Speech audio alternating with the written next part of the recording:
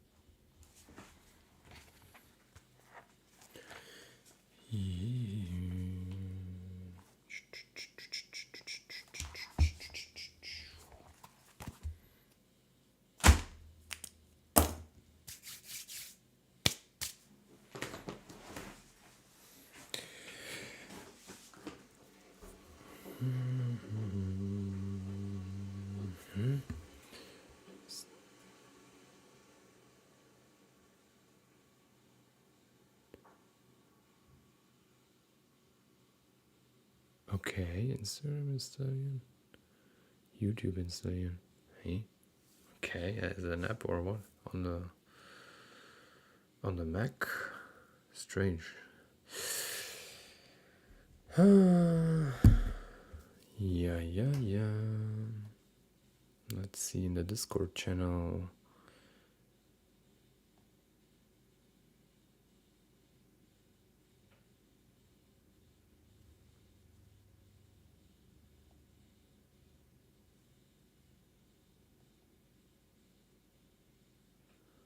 No response yet on the Discord channel. Okay, no worries.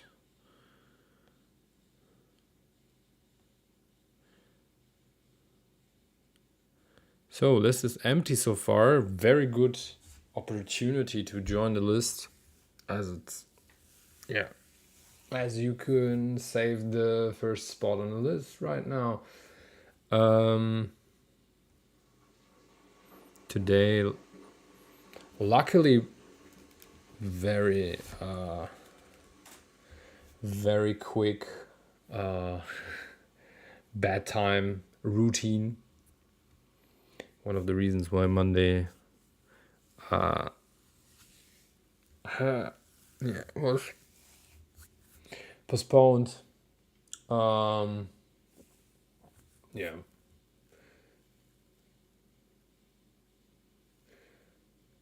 Was a bit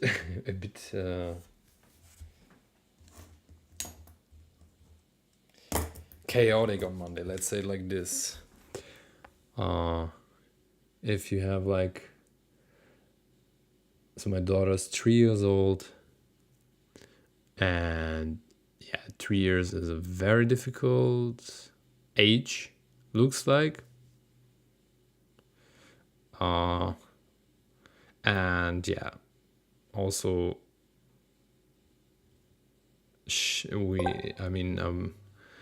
getting a second daughter pretty soon. pretty soon. So maybe she recognizes or she feels it in a way, and that's one of the reasons. I mean, my daughter is very sensitive, so I'm have the big, or I'm the opinion that kids have there are human sensors, or sensories, like reading emotions, and they really can feel emotions, and they can really feel and read energies, and especially in very young ages. And I think she recognizes, or she feels it a bit. I mean, she knows that there is this sister coming, but very very sensitive so far, and sometimes a bit tough today, with we had like another situation. She's a lovely kid, you know, don't get me wrong. She's really like, for me personally, a lot of people told us that she's like a beginner's baby, you know, and she's still like really the beginner's kid. She's very uncomplicated. Of course, here and there, kind of this typical, yeah. It's this, it's this typical toddler problematics, but nothing very, yeah. It's pretty easy with her, you know. I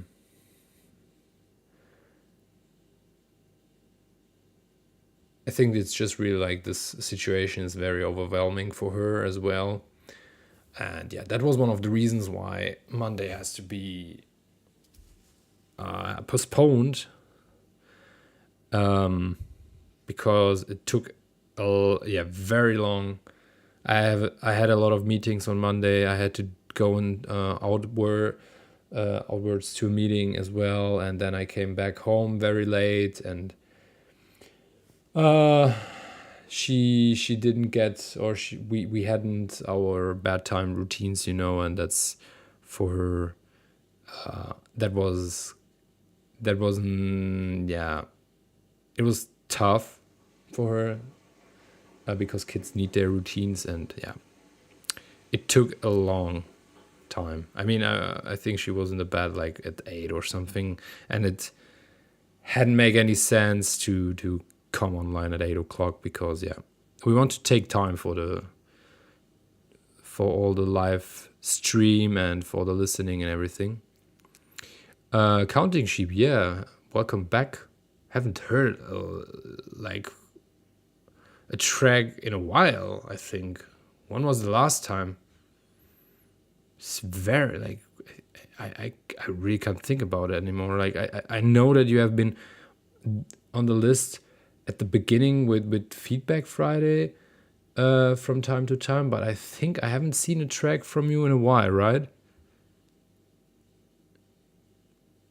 River is there. It's Lost Gen. Hello, how are you? I'm good, mate. Thank you very much. I hope you as well. A long time ago, mate. Yeah, I remember. I was like, okay, because I of course I see when people are coming online on Instagram, and I know the names somehow, you know. And I was like, okay, I know the name, but because I can nearly remember everybody so far who contributed the track, nearly. Maybe I forgot somebody, or I don't know, but yeah, most of the names are known or familiar. Yeah, I'm very early with the stream. Yeah, like I said, the bedtime routine was very short today. And yeah, now I'm here. I thought like it's maybe a good time to come online and maybe to check, I don't know, we are talking about a lot of stuff during the live streams. I thought, okay, maybe it's a good idea to come online and, I don't know, talk about this and that before we start with the usual feedback session, or let's say feedback loop.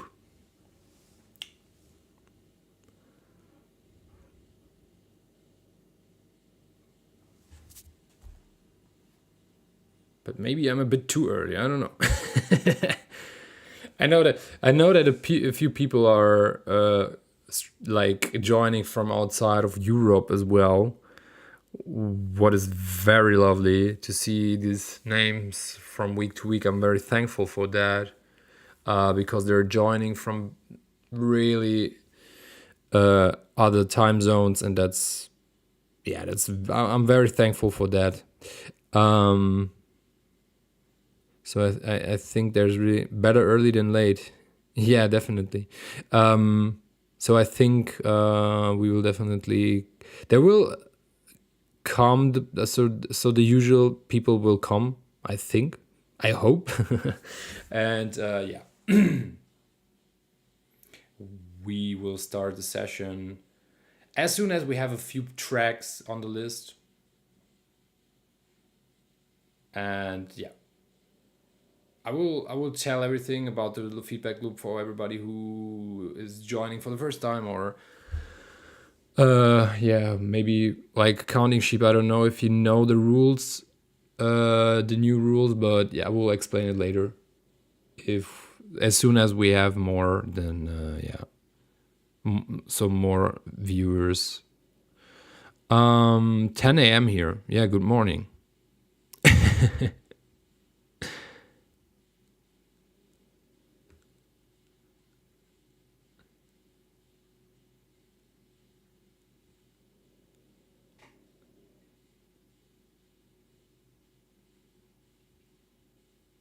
So, what's going on? Let me know. Let me know something. Tell me something about you. Tell me something about you. Or I don't know. Ask questions if you want. I don't know. I have, like I said, I've really like a lot of experience in this whole industry, and I know a lot of people, and I know a lot of rules and stuff like this. If you have any questions, shoot. Watching this during work. That's the spirit. That's the spirit. That's setting the priorities right, I would say. Definitely. Setting the priorities right.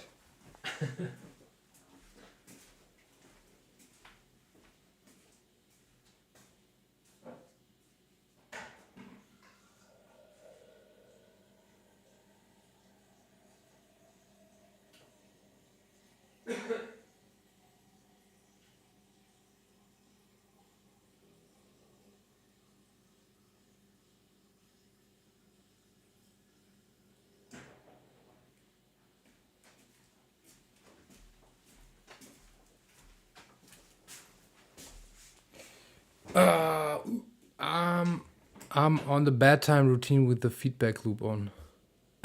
That's also good. I would love to do that as well, but that's impossible.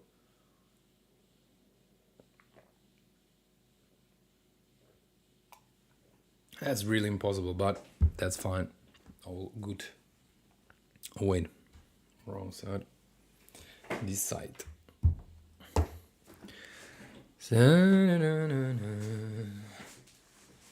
So, like I said, if you have any question, feel free, ask if you want to know something.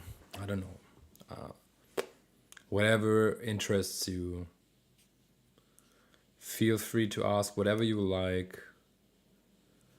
I will try to give a proper feedback, or I will definitely give my experience, or I will try uh, to give you a proper answer with all my experience and stuff like that. What tells you your tracks are ready for bigger labels? Pah. Honestly, it's a tough question. So, I think so it's very tough to come to big labels. So honestly, most of the big labels are working with, so they have like, yeah, they have like a different mindset, and there a lot of labels are going, yeah. So they're more checking artists themselves, and they're looking on like multiple factors. I don't know how it is today nowadays with big labels, because I haven't sent or that's not true. I mean, I've sent demos and I've received also feedback from the label. So, but that's very like a privileged situation because of Stone Techno and everything. The thing is, so big labels are, I would say, big labels are coming to you. So most of the times, So big labels are checking the market, they're checking releases from people, um, and the thing is, there are a lot of factors big labels are looking on, like uh, like the music, of course. First point is the music, of course. um, Second one is like how on which labels uh, has the artist released tracks, and how often is this um, artist releasing music, um, more, let's say, quantity orientated or quality oriented, and which quality is it, um, and of course also like a total package of the artist. So that's with the releases and everything. And so that's definitely something. A lot of labels are also looking very much, what's I would say totally understandable in a point, but sometimes I'm not, I don't feel this vibe, but I can understand it. Like a few labels are looking on numbers, like I don't know, how is this artist performing, selling wise, how many copies has this artist sold already, or whatever, yeah, like numbers. That's also important for a few big labels. I think it switched a bit more to this, unfortunately, because um, there's so much music coming out, um, and it's very tough to, yeah, let's say, peek out through all this noise. Of course, big labels don't have the if Osgood is like Osgood Tone is like bringing out a new release. Of course, everybody will listen to this release, and they will definitely buy one or two tracks. So the big labels, they don't have the problem, but there is still, of course, you have to keep an eye on the numbers. So we all, I mean, we are all doing that for passion, and stuff like this, but still it is a business, and it's things like, yeah, there have their costs as well. So like paying, and I'm a big fan of paying people properly, like paying like the artwork, and paying the mastering properly, and paying the, I don't know, if you have somebody who's doing the mix down, stuff like this, so it costs money to bring out music, and that would be the right way. There are a few labels I heard about, that who are not paying their artists properly, but other topic, the big labels are not that problematic, would say. I don't know, I haven't heard any other stories so far. Of course, there had been like stories in the past. I can just remember this possession thing where people didn't get paid, but usually big labels, they're paying their artists properly, but they're also, like, there's a big lot of costs you have to cover first before you can go to the, let's say, payouts for the artist. And that's why I understand that people are bringing out artists as well, which are selling tracks. Um, Unfortunately, I have the feeling that it's going to this direction, that the quality of the tracks is really like lacking. Like, I don't know, like the focus is more on, okay, I will go to this artist, I will take the tracks because I know it will sell. Few people lost like somehow this spirit to like have an eye on the detail, because in the end, for me personally, it's about quality, and I think it should stay with that, you know. So always the quality in the first row. So um, in the early days, it was like you're sending demos, you know, and people are listening to the demos, you know, not always, but more than today. And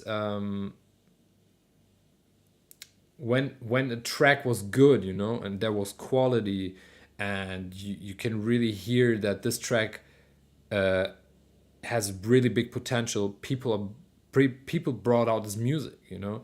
Nowadays, I think it's getting very difficult to get to bigger labels yourself without any contacts. So if you don't have the direct contact to the people, like, I don't know,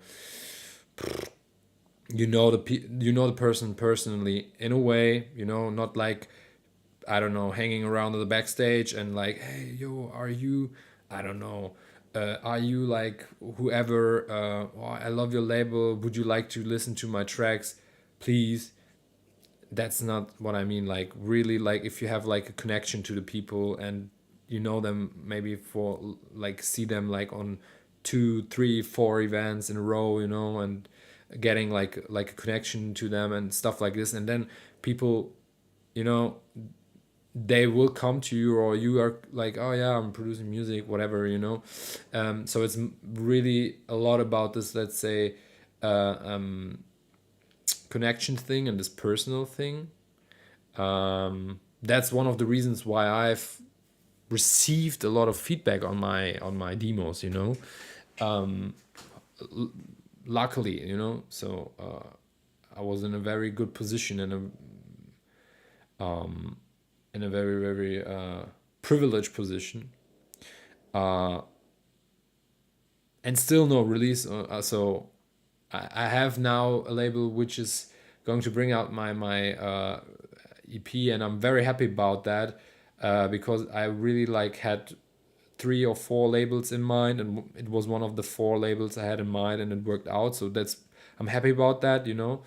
Um, but I don't know if I would if I would have the chance to release on this label without the connection, you know, because of the festival, and people are, you know, people know my face already, and of course they know my name and stuff like this. Yeah, thank you very much. I like the shirt as well. I think Marcus. I don't think I'm sure Marcus sent me this shirt. Yeah, greetings to Marcus. He's like like a neighbor for me. We are living in the same town, or no, he's not living here anymore. But he was born in the town I'm living in right now, so in Felbert. Um, good guy, Marcus. Talented person, definitely. And yeah, I like the shirt. I really like to wear it. Yeah, again, back to the artist thing. So or on the label thing, I think don't uh don't focus too much on, like, so have the vision maybe to like, he's one of my biggest inspirations. Marcus is lovely. I really like it. Really really nice guy. Absolutely, absolutely nice guy. um so I would say never. So nothing is impossible, you know. It's even possible for small, young, starting artists to release on a label, you know, on a bigger label. I've seen that, like, still, you know, but it's getting like harder. You just have to think about that. So if you are a big label, you know, and that's the reason why I mean, like, in the past it was a bit different. So now, even if you check the releases and then you check all, so you compare it to let's say 2010, or you compare it to 2000, you know, where you had like it, like you had music, you know, but not in that amount you have it now, you know. So it was not that easy to produce music like it's nowadays, and the bubble was very small. So small bubble, it's easier to get connected to the people and everything. So it was very intimate, this whole scene. And I mean, in 2000 it was already like getting big, or getting bigger. But it's now, it's, you just have to check all the releases, so how many releases are coming out every month or every year or whatever. It's like tons of tracks are coming out. So now think about that. You are like a label owner, and I mean, I just can say how it is for us. We are getting so much demos, and we don't have like the time to listen to everything. It's very tough. And of course, we have also our schedule and stuff like this. It's not like it's impossible to release on our label, but it's, we are checking demos, but we are like a small team as well, and we have to check, like, so it's not like daily business checking demos. For example, we are not only a label, so we are also doing festival, and that's a very, very, very big workload, this festival, so. And now think about like the labels nowadays, also mostly one-man shows. I don't know, and it's mostly run by DJs, and they're like touring a lot and this and that. And it's very tough to find the time to listen to demos. I sent like my demo to one DJ, for the label. I don't, doesn't matter, the name is not important, but like I said, I'm in a privileged situation, and I also had help with sorry, with the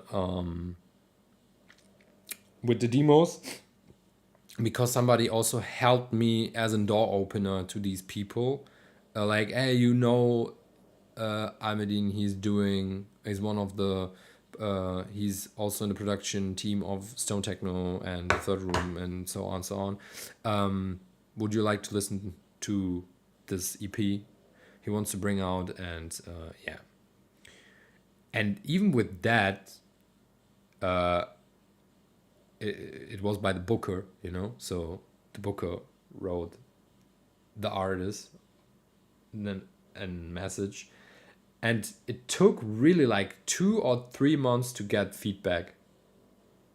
So even in that position, with this, let's say, very close direct contact, it was very hard to get to these people.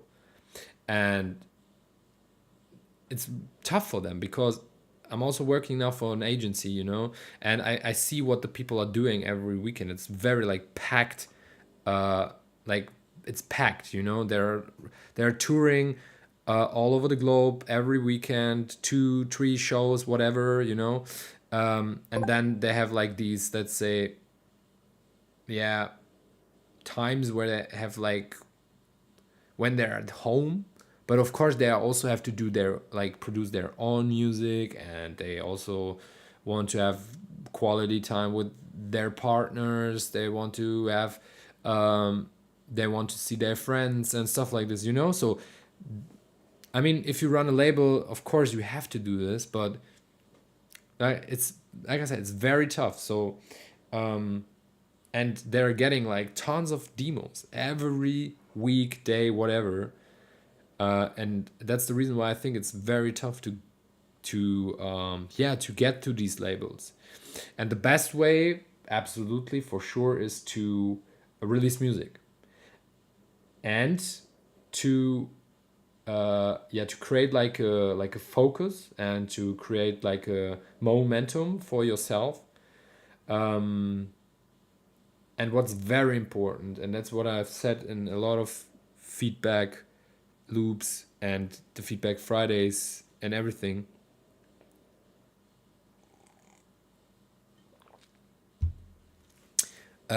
always quality over quantity. Trust me. Hey there, hola Hugo. Hey Ivan, I've seen that you are also online.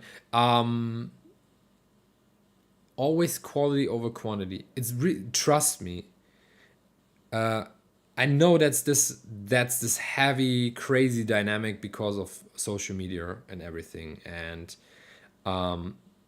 I've talked to so many young artists, and people are coming to me, and I'm really like, I love to, I love to listen to the people, and I love to take the time to listen to younger people and their feelings about everything and how they think about the scene and stuff like that. So feel free to share that as well. You're welcome to say something about that as well. Give me your experience. I would like to hear that. So there's kind of this pressure that people has to be online, like very, very often. And I mean online with, like, I have to share content, I have to be present, so or nobody will recognize me. And like this FOMO stuff. Maybe it's not FOMO, but like the fear of not being present on the radar of people.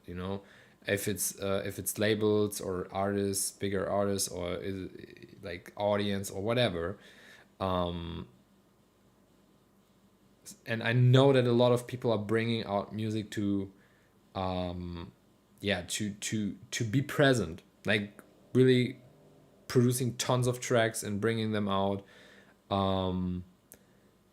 And somehow they think that's the right way. And in the end, I'm just one guy in this whole scene, and maybe other people are seeing it differently, and that's totally fine. I just want to really point that out. It's really just my opinion, and my personal vision. But like I said, I've talked to a lot of agencies as well, and then I've talked to a lot of promoters as well. And the thing is what they're looking for. So quality producers, or quality agencies, quality driven agencies, quality driven promoters, labels, whatever, they're really having an eye on that. So if you are bringing out, let's say, every month one EP with 4 tracks, that's in total like 48 tracks a year. Yeah, 48. And if you, I mean, 48 is like, who the fuck can really bring out 48 quality tracks? I don't even know an artist who has delivered 48 high quality tracks in their whole career. So there's always so if you're producing like 48 tracks, that's really, and bring out 48 tracks, trust me,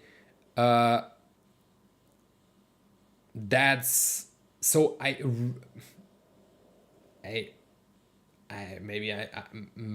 I will maybe I have to learn it, or I don't know, maybe I'm wrong, but I don't know one artist who is like, so let's say it like this, to shorten it up. Promoters and agencies, they will look for you. They don't give a frick about how many releases you have in a year. It's more this view on, they are really looking on what are you are releasing and on which labels you are releasing. So if you are releasing, I don't know, tracks on, like, you have one EP in January on I don't know, Techno's Beautiful label. That was random.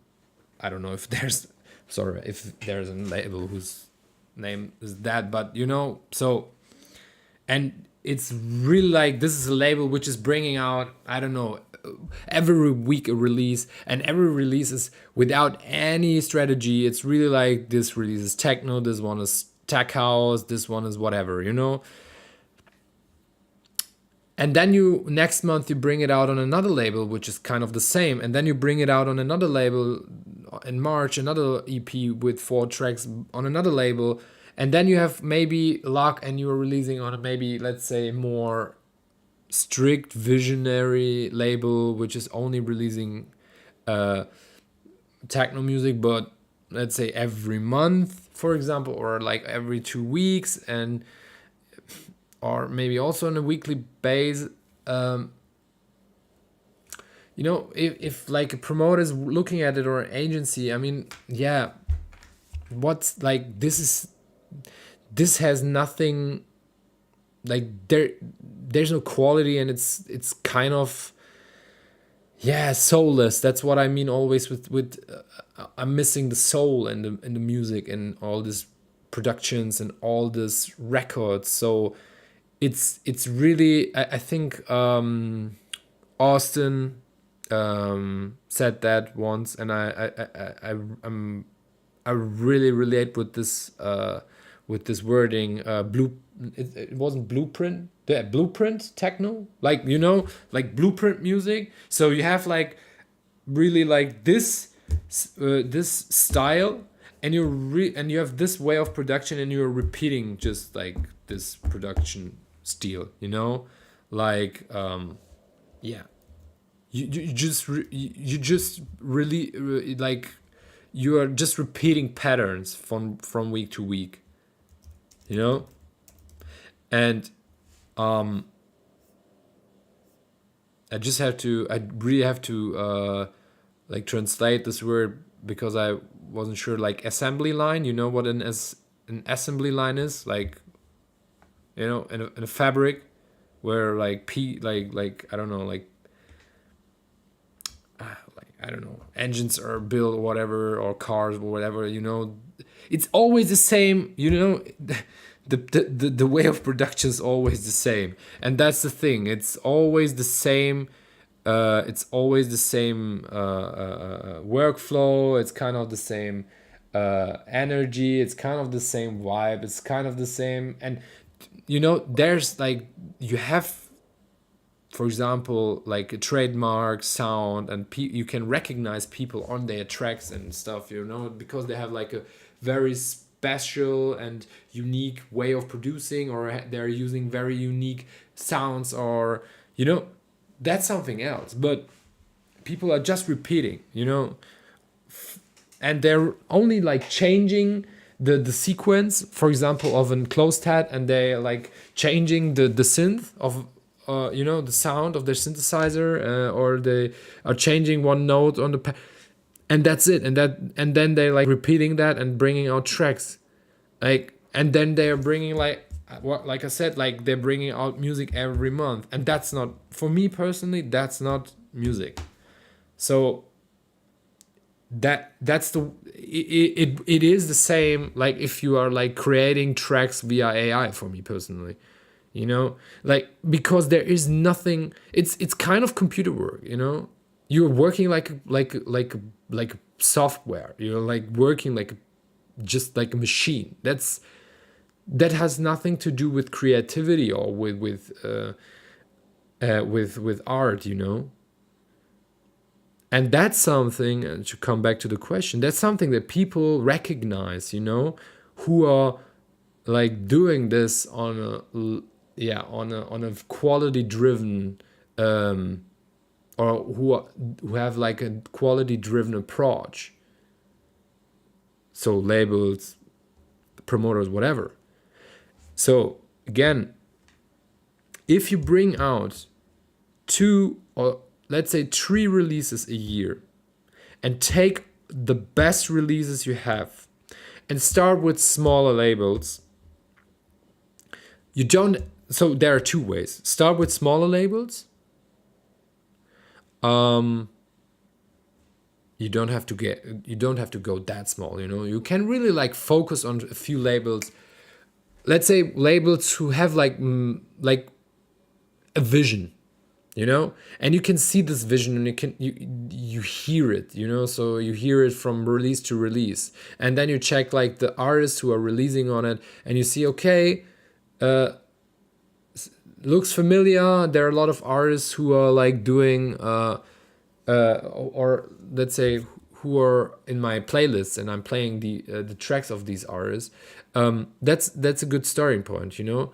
And then you really like go to these labels, try to get to these labels, and you know, to publish on these labels. Big, very very big. Please don't do any mass mails. That's, trust me, if you do mass mails, you are out instantly. I don't know if there's some labels who are really like reacting on that. I wouldn't do that. So if I see that somebody is like sending the, like, hello there, here, this is my new EP. I hope you like it. Check it out. I would like to bring it out on your label. Like, what the fuck?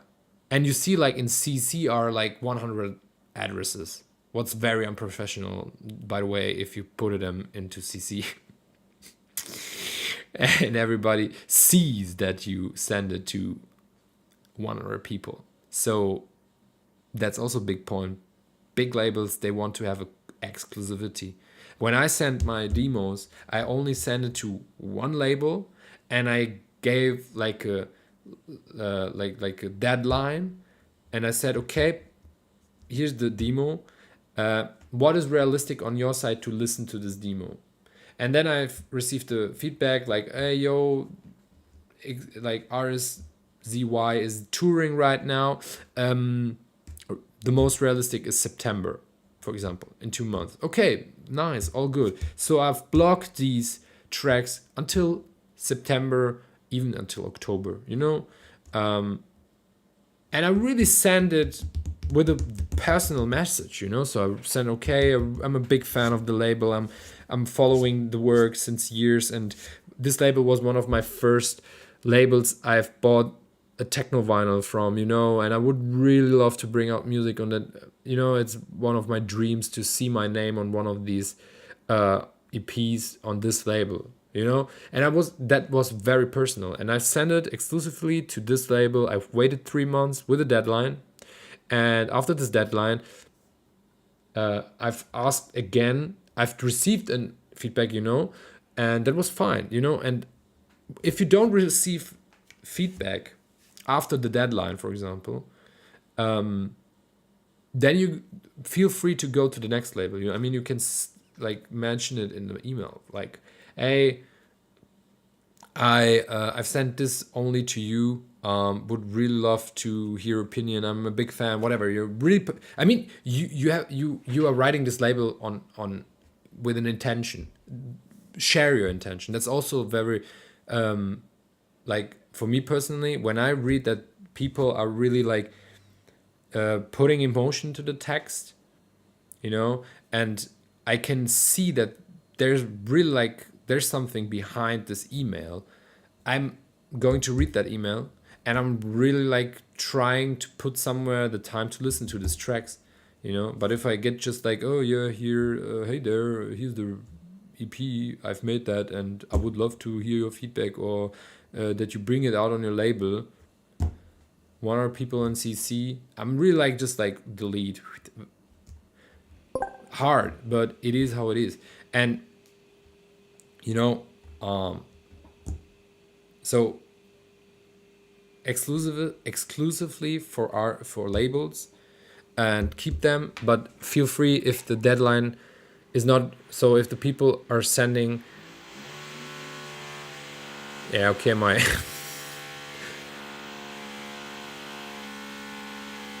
okay, can you hear that? That's, wow, very bad timing. So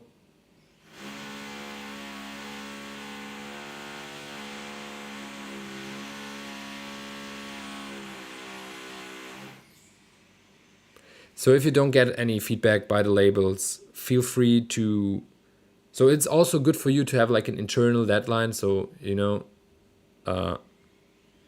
you can send the demos to other labels after they haven't responded on your email, you know, so after the deadline, and then it's fine. Nobody can say like, okay, I would like to bring out this track, is it still free, and you have already like gave it away to another label.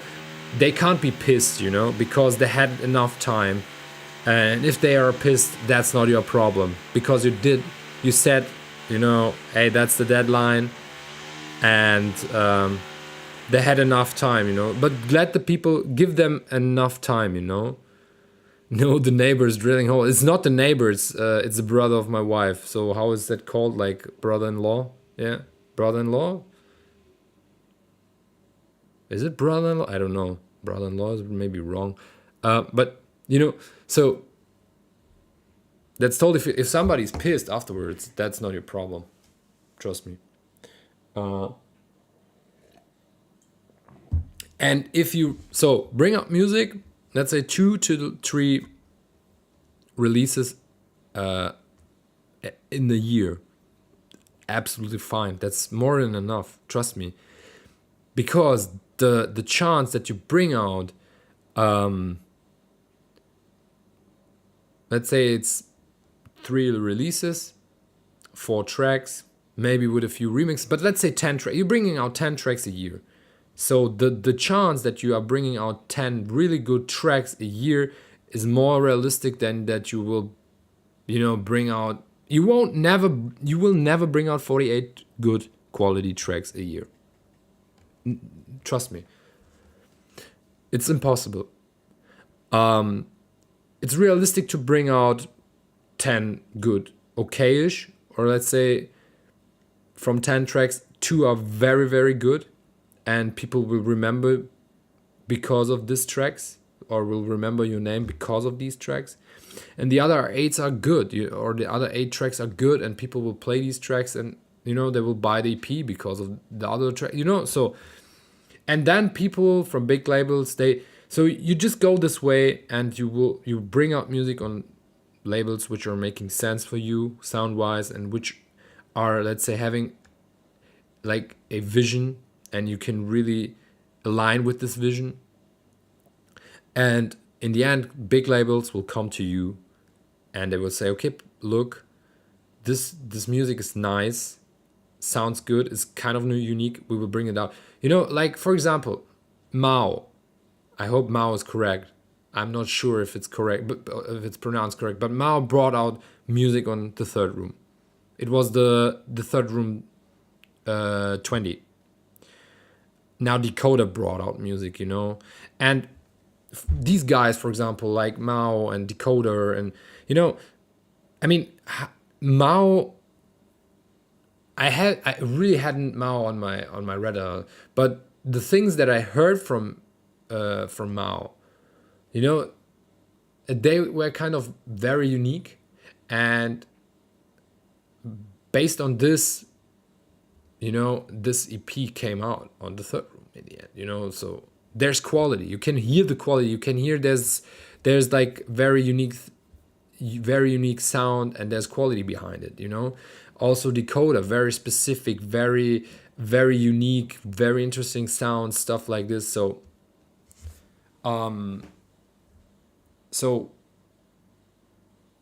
that's something that big labels will do as well. So they will check the artists, and they will, of course, bring out music by artists they can relate with, so which have the same vision, musically vision, like the label. For example, for the Third Room, Decoder or Mao or Nas, or Nas is a legend, but like, we also want to bring out new, fresh, nice music, but still timeless and quality. That's the most important thing. It's always about quality. And yeah. So to summarize it, if you want to bring out music on big labels, don't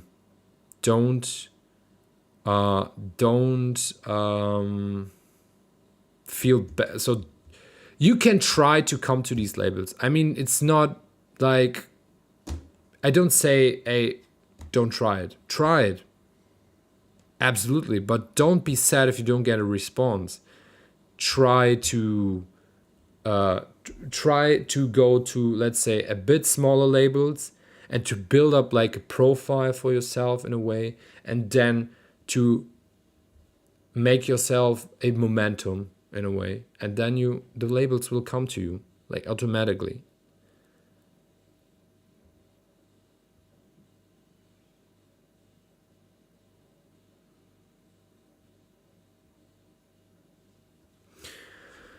So let me see. He's taking about Persia. I decided to start from zero and currently working on creating my own label. Hey, that's another way. So if you want to bring out music, where you think, okay, that's definitely quality music and it's releasable, and you're not finding label, or you can't find a label. I would always, for the beginning, I would always say, hey, go with a label. Try to find one.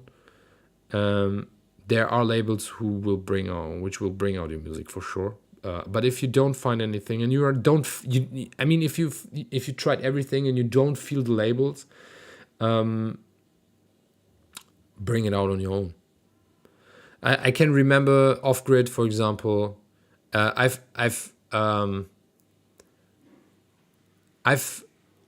contacted Robert in 22 with his first EP. He made a self-release. It was this one with Get Jiggy and everything. It was a nice one. I've charted it at Tracks of the Month in 22. I think it was December, October. I think it was the first or second Tracks of the Month, or I don't know, something like this. But it was his first release, and he did a self-release, and from there, I mean, Off Grid. So he started with a self-release. He created somehow momentum with the self-release, and then you know the story. A lot of people played his tracks and brought up music from him and everything, and he released on big labels, or bigger labels. So it's not that's also a way you can do it.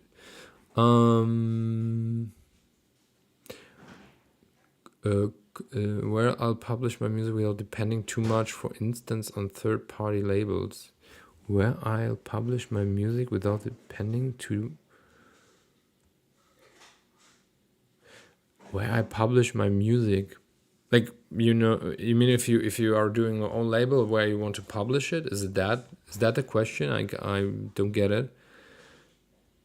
So of course you can always go with Bandcamp, but honestly, I really hate Bandcamp.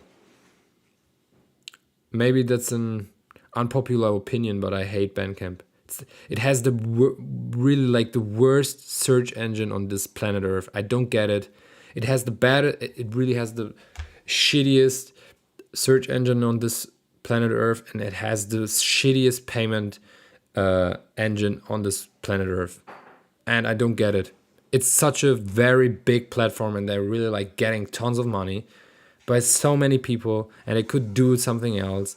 And it is possible to get monthly payouts,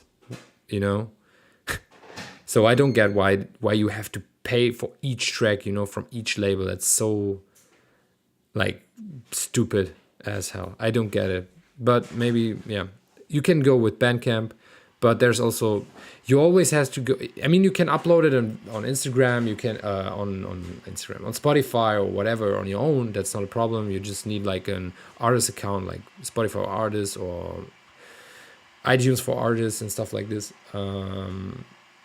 But yeah, you can also like upload on like Beatport and stuff. You just have to contact them. It's possible. It's a lot of work. So that's why labels are going to distributions. I don't know, for example, Triple Vision or Clone. I mean, we had Clone. We are distributing our music over Clone. We're happy with them, for example. I don't know if they're a small contribution, like distribution. I don't know if they take so many labels, but yeah.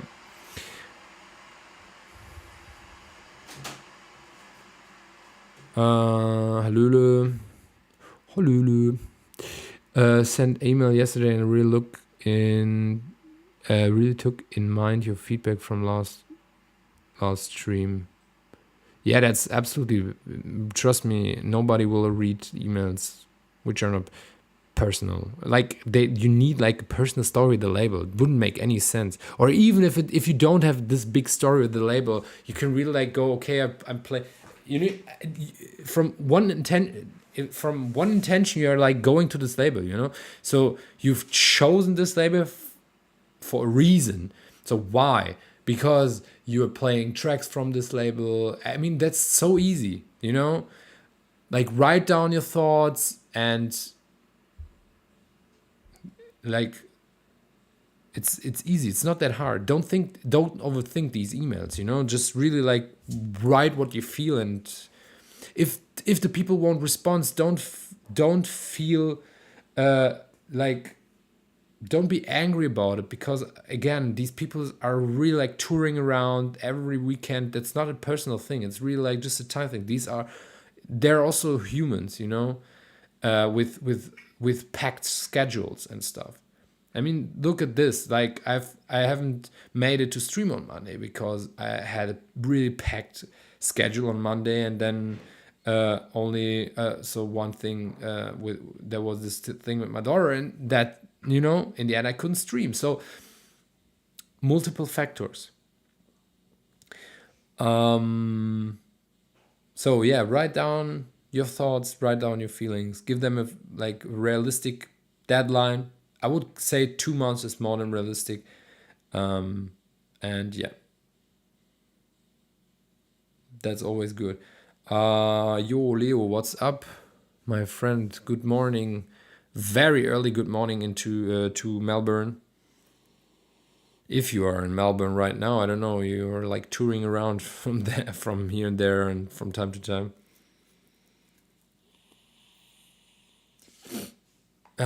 So we have 6 contributions on the list.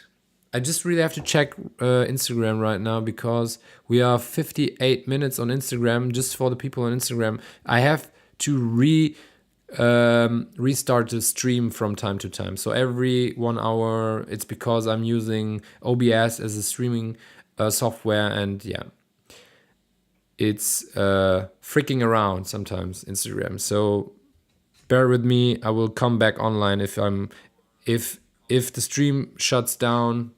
I will come back online as soon as possible.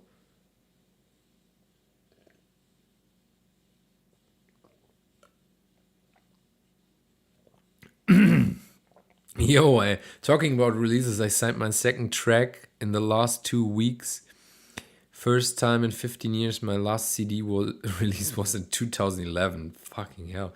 Like 2011. Where I've been in 2011? I was doing like my what's called like high school. Is it high school? I think so. Because before college, it was like the graduation, you know, in high school graduation in 2011. 2012, I had my last year at school. And then I went to the university for maybe, I don't know, 2 or 3 months. And I was like, I really don't feel the system anymore. Yeah, and then I started to work. But 2011, holy shit. Yeah, congrats, definitely, to this. Yeah, I'm really happy about that. I'm very happy about that. So, like I said, Instagram shut down, so I really have to go back to Instagram. Give me a sec. That's so stupid. Really, I don't get it. So that's so stupid with Instagram. I'm okay. I'm repeating myself every week, so that's not. It is how it is. I can't change it. Okay, so feedback loop. How? Okay, we talked a lot, and I think we talked enough. We have 6 contributions on the list right now, and I would say we will start with listening to the track. Just give me a sec. I will just go up back to Instagram. So I really have to shut down the stream again after 1 hour, and I have to restart it for the last half hour. Yeah. Oh yeah, I like that. I would really love to do it like differently, but I can't change it. It is how it is.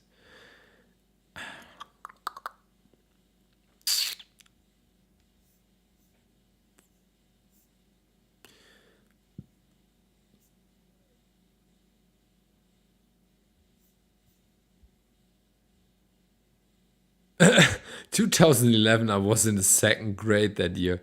Holy shit. The second one? Ooh. Holy, like oh yeah, 10 years difference. Look, it looks like there's 10 years between me and Ivan.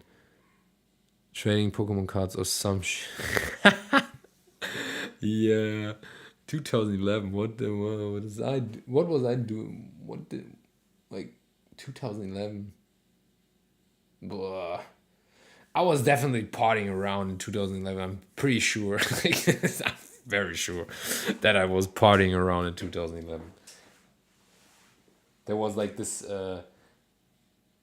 let's say, like this very. I was 3, bro. I'm 23, by the way. Yeah, I'm 33. So, like I said, 10 years between Ivan and myself. Um, Crazy. I was 3 in 2011. Okay. So 2008, born 2008, crazy. My son is 23. Oh, that's so crazy. Oh, that's so crazy, mate. Like 23. I mean, my daughter's 3, so 20 years between my daughter and Leo's son. 10 years, like 10 years between Leo's son and myself. You make me feel like a baby, like I was born yesterday. Oh, crazy. Okay, I think we are back on Instagram. Hello again. Like I said it. I have to restart the stream every time. So, let's not waste too much time. We are here to listen to tracks, and Counting Sheep, who was one, he was taking part on the Feedback Fridays, on the first, on the very first ones. I haven't heard, I haven't heard a track for a while now. But yeah, welcome back, and we will listen to Counting Sheep. You have to give me your name again. I forgot it, honestly. But yeah, we are back, or Counting Sheep is back for feedback, and yeah, so on. So if you want, feel free to join the list. I will put the link. I will let the link open until the end. We will see how far we will come. We will. So the rules are always the same. It's different than with the Feedback Fridays, but it's now, since the feedback loop, it's always the same. So everybody's getting 10 minutes. We'll start with the track. Everybody's getting 10 minutes. We will listen to the tracks. We will give feedback during this. So we will listen to the track and give feedback in these 10 minutes. Yeah, we will try to be as detailed as possible. It's not only me giving feedback, it's also the chat giving feedback. I'm using like YouTube and Instagram, and I will give the messages from YouTube. I will read everything out, so the people on Instagram know what is happening on YouTube, and other way around, the people on YouTube know what's happening on Instagram in the chat. So just to let you know, everybody's getting 10 minutes. We will listen to all the tracks in this order how it is now, and we will listen to till 9 o'clock. So the last track, which is started before 9 o'clock, is going to be the last track for the stream, and after this track I will go offline. So it's always this rule. Another rule is I want that the people take part on the live stream. So just contributing a track and then going offline and not taking part, I will not listen to the tracks. I won't give feedback. The thing is, I want to have the conversation between the people and myself, and even also what the chat is saying about their tracks and so on, Yeah. Have I forgot something? I don't think so. That should be everything so far.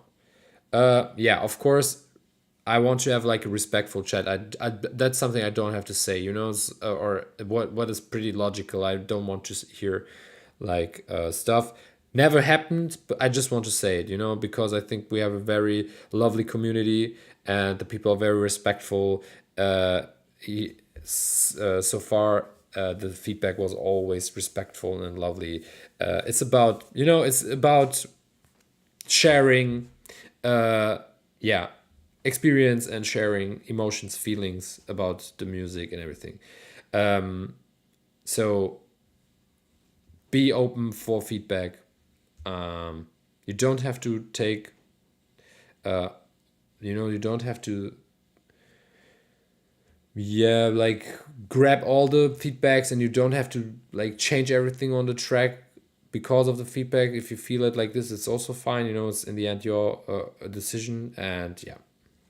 But yeah, that these are the rules. I think I haven't forgot anything. If I have forgotten something, let me know.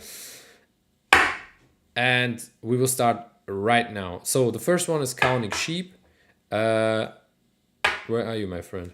I've seen you on Instagram, and I know that you are in the list. Are you there? Like, are you taking part on the stream? Are you listening? Are you watching right now?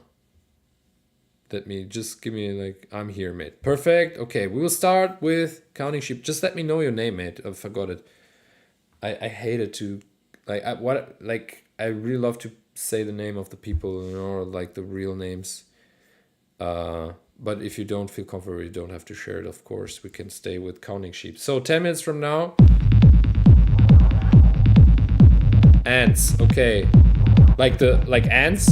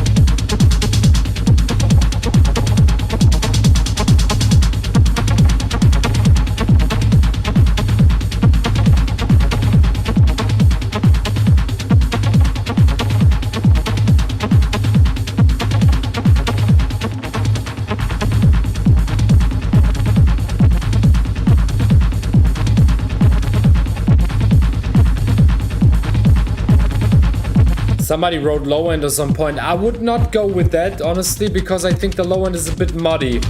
That makes the track very dull. And I have the feeling that the kick is not coming through. So it's very undefined low end, you know, you can't get, like, you don't hear the groove properly. It sounds very squeezed in a way.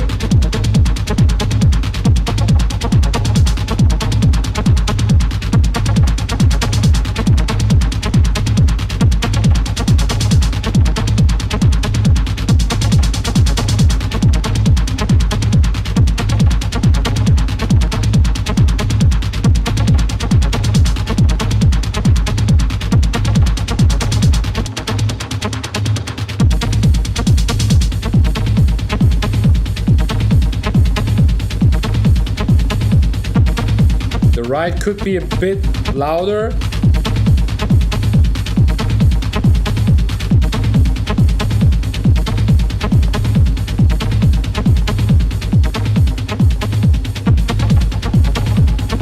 Yeah, feel free, mate, to send your track.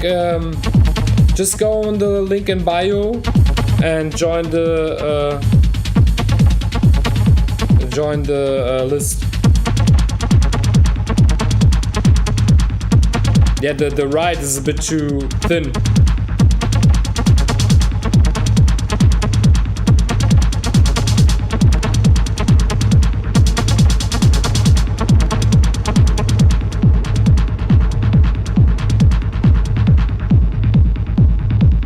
Yeah, the low end is a bit too muddy. The thing is, so the low end, it has to sound a bit warmer, you know, in general. And you need this definition in the low end, because the low end is giving the groove and it's transporting the movement in the track, you know. So it's giving this groove and it's like creating this it's creating kind of this the rhythmic in the track, like the bass rhythmic, you know. And so what I mean with undefined, so you can't hear this texture, so this like these, how it's going to, like, yeah, you can't hear properly the groove of the track. It sounds very squeezed, very dully. It could be, so one thing what could be is you know, like cutting the low end a bit. I would say somewhere around 30 hertz. That's always my suggestion. Like start with 30 and using low shelf, not a like low cut, low shelf. So lower down the 30 hertz rate. With, I would say, start with -6 and then try to find out what sounds better, you know, and where you get definition. Maybe you also have to take out energy in certain other parts of the sub, you know, and then like to create this kind of definition in the low end, you know, and then you will get a much warmer low end, and it sounds much it sounds definitely better, and you will definitely get the fact that it's going to transport the energy properly on the dance floor, you know. That's the thing. I in general, I like the idea of the track. I would also say the ride could be a bit louder because it's going down, you know, in the total mix, because it's very like in the back. What's maybe per intention, I don't know. I would do it a bit more, but hey, total up to you. That's nothing I would say, okay, that's definitely, but the low end is definitely a thing. To make it and clear, to make it more defined and clear. Yeah, that's, so define it a bit more, give it a more like, yeah, create warmth in the low end. That's very important. A lot of tracks sounding dull, you know, and the problem is dull tracks, they're like, the low end is overpowering, or is so overpowered that the rest of the track doesn't get its space to work and to to shine, or whatever, however you want to say it, you know, like, so having it like a defined low end helps you out to create a much warmer track in general, you know. Yeah. Somebody other feedback. So I like the idea, I like the sounds. It's really about the low end. I think also that this lead sound is peaking out a bit too much in out of the mix, so you can really hear the peaks of the pim pim pim pim pim. So how it's, you know, it feels like if you have like a roof, so the track, like there's like, let's say a bass line, not like a bass line, so like let's say there's like a threshold, you know, and that's the level of the track, and there are these sounds which are like peeking through this threshold, you know, and they're really like peeking out, and these are these problematic sounds which are really like triggering like compressors and limiters very hard, so it's very tough to get like a the yeah the result you are expecting, you know, because the are like the mastering engineer has to really has to work very hard on these sounds and really like trying to like caught the peaks and everything, and it's very hard to do that in a mastering. Like it's always better to have it in a mix because it can ruin the whole track.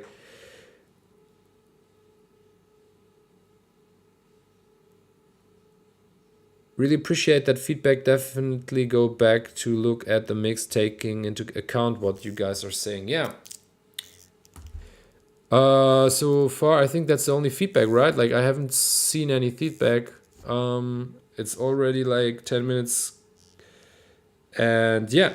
So thank you very much for your contribution, Ans. Ans.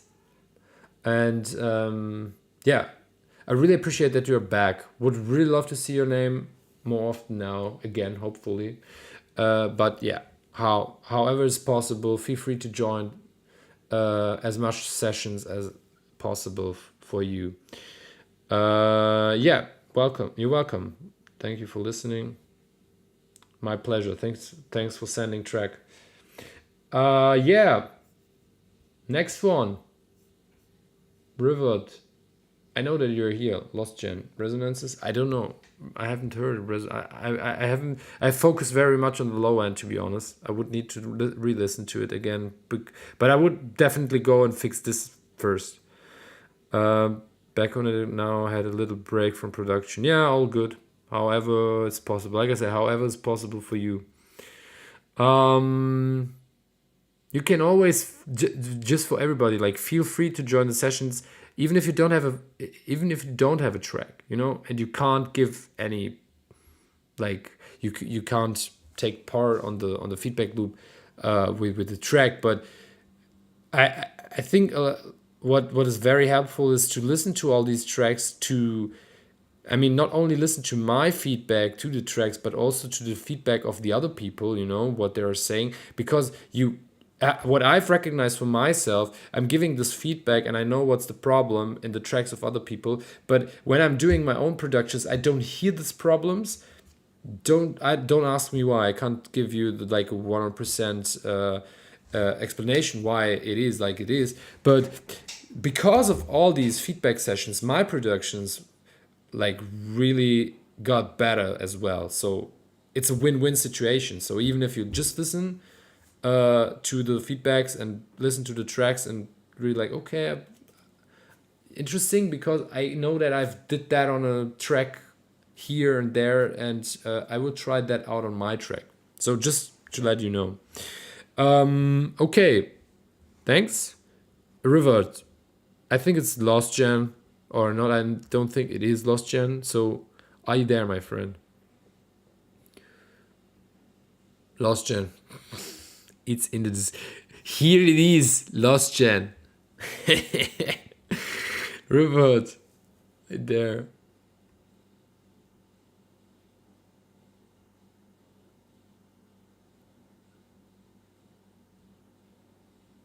By the way, another rule I forgot that we will do this 30 seconds rule, right? So, or yeah, like 30 seconds. I will ask if the person is there, and everybody's going to get 30 seconds. And if I don't get an answer in these 30 seconds, I will change to the next track.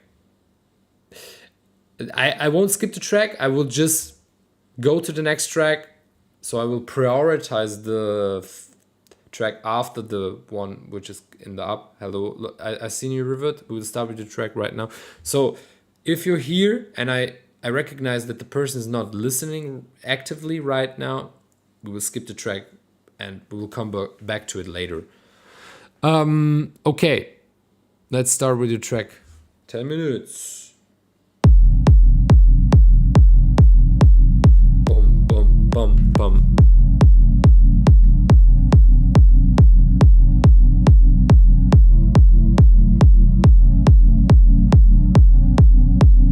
Bum, bum, bum. Very, very hard attack here. Tum, tum, pum, pum, pum.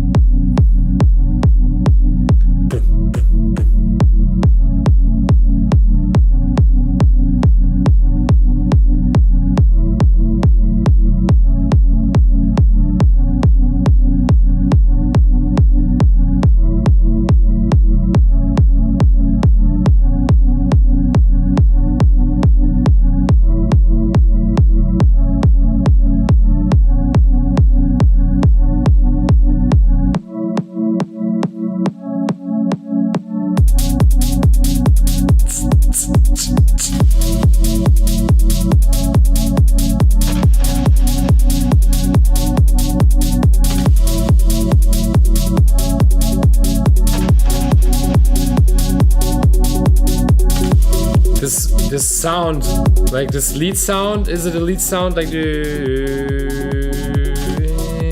sounds very mono. I would maybe make it a bit brighter.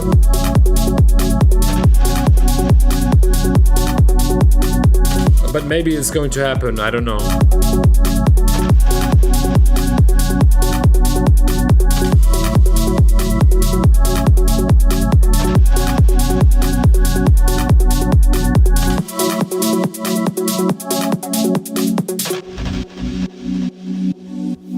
I like the idea of the track so far.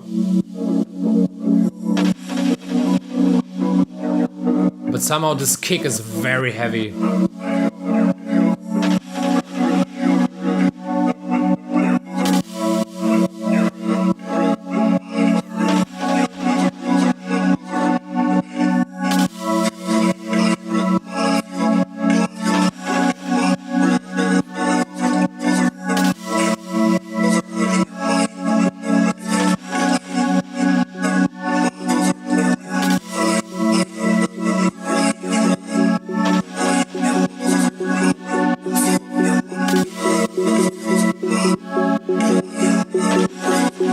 This lead sound, this it needs really like maybe a room.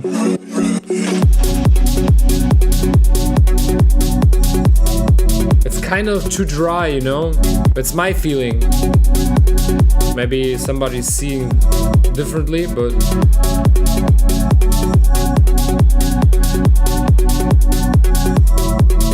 yeah, it's jumping, yeah.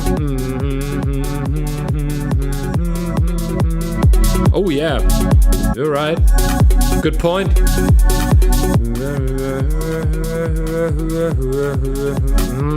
Yeah. Did I read it out? Maybe a bit heavy on the side chain on the lead. I don't know if I read it out. I'm just repeating it.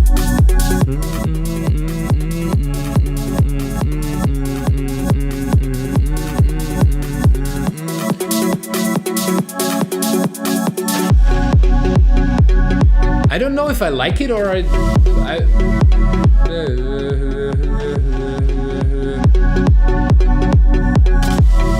could also be a stylistic thing, I don't know.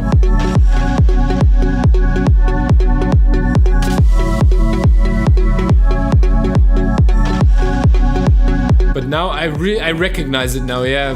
After you said it, I'm really like now hearing it. Very heavy.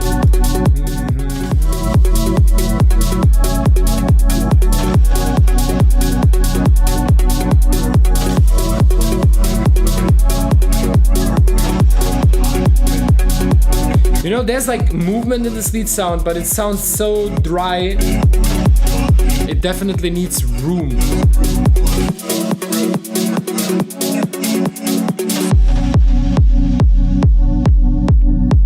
Oh, don't. A person once told me my sounds were too stereo and it would be crushed on the sound system and got scared. So I tried to make a lot of things mono. Bob, please don't do that. So it depends on, right? So there are things you have to do mono, for sure. So like the kick and the sub bass and stuff like this, but you can't you can't keep all the things in the middle of the mix because you will overload your mid as well. So you need to pan the things a bit, or to give to make things brighter or wider, things a bit wider, and to add a room, because all the elements, it's all about frequencies, and you can see if you have like a kick, you see how the kick is how it's how it's looking like if it's in a frequency spectrum, if you put like the spectrum analyzer, how a kick looks like, and then you have like a sub, you have like a bass, you have like synthesizers, and all these sounds are happening, of course, also in these of course, like hi-hats and rides and stuff like this, they're happening, of course, more in the higher frequency range, but still they also have like lower frequencies you don't see or hear, but still they are happening. And you can work with cuts, but I would really avoid cutting too much, because it can really ruin your track. I would always go with lowering down with low shelves and stuff like this, or with pitch band or whatever, like band EQs, stuff like this. But you still have to, so it's like positionate with volumes. So it's like a room, the track is like moving in a room. So if you like with volumes, you're controlling, like, for example, is the sound more in the front or in the, like, okay, I will show it like this, like, is it more into the front or more into the back of the track? Then you have like the panorama, is it more on the left or on the right of the track? And then you have like these, let's say, I see it visually like with the like frequency. So is it more happening in the lower range, or is it happening more in the higher range? And that's like you are creating in the end a room. So everything has to be placed differently. Like this sound, like for example, low end is a very limited frequency spectrum range, and you are trying to put the sub and the kick into the same range, and then sometimes people are using bassy lead sounds, but that's not happening mostly, hopefully not, in these lower frequency, because don't pack them too much. But with volume, so with the right volume, you're putting, for example, the kick more in the front, but you put the sub more in the back, and that's the reason why you can create kind of a space, but still it's happening in the same frequency range. So it's happening here, so you have to positionate them kind of, and sub and kick are happening mono, but you can like go a bit brighter, a bit wider with the sub bass. There are tricks, but don't get me wrong, don't make it stereo, there's like, so creating a room, and you have to put sounds in a space. So few sounds more in the front, some in the back, some on the right, some on the left, and some up and down. Did you get what I mean?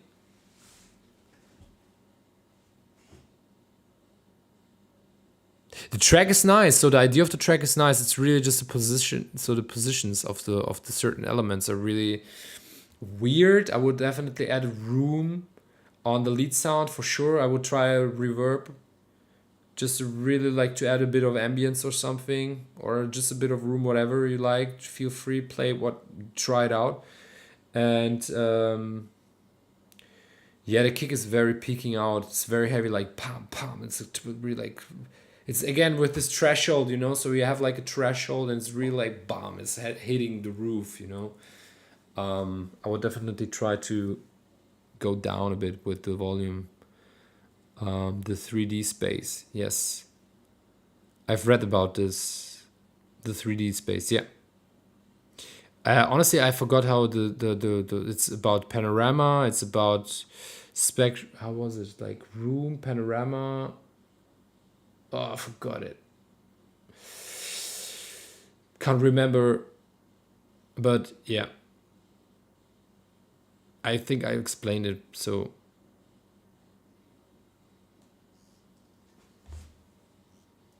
Thank you very much. I hope this feedback helps out.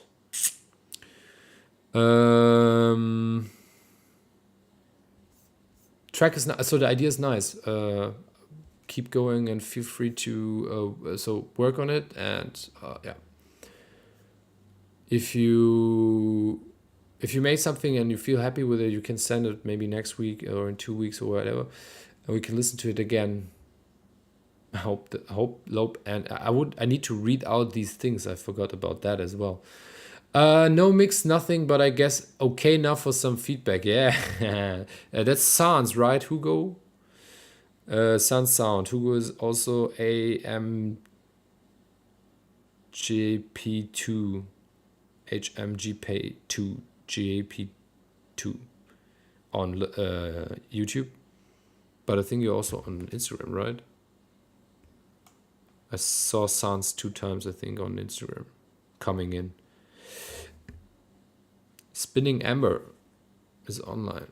Are you taking part? No, unfortunately not. Spinning Amber sent one track that was really nice. It was kind of, let's say, kind of commercial-ish, but it was still a very interesting and good produced track.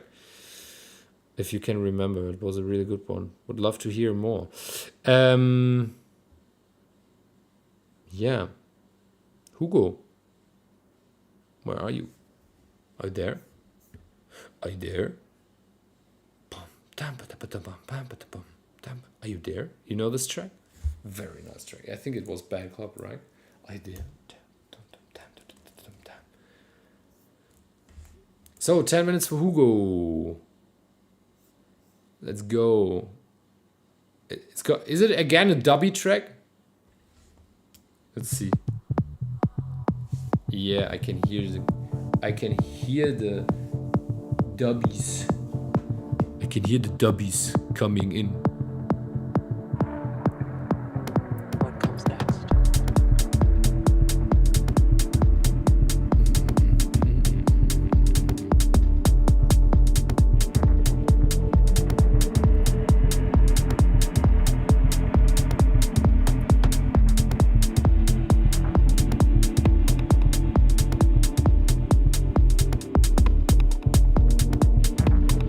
There are side signals, definitely. I'm not sure if they're underneath 180 Hertz, but there's still side signals in a very lower part of the frequency spectrum. I can hear that, especially in this Atmo sound.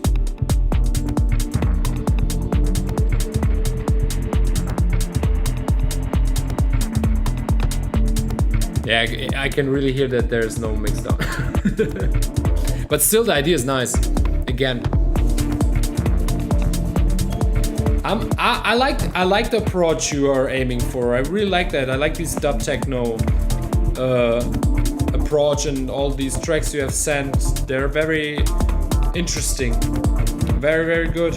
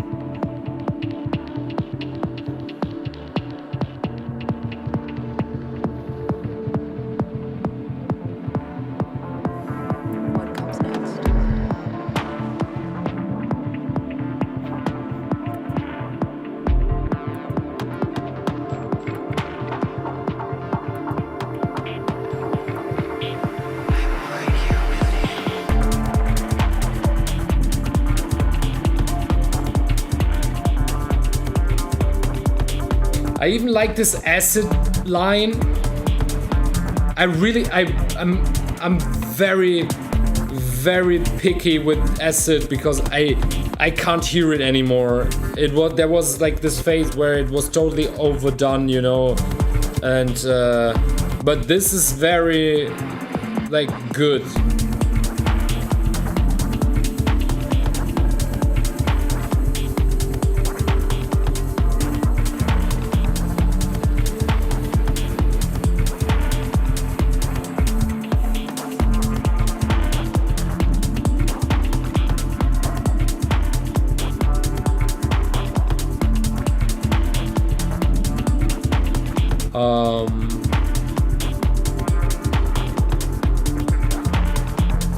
Well, wait, just give me a sec.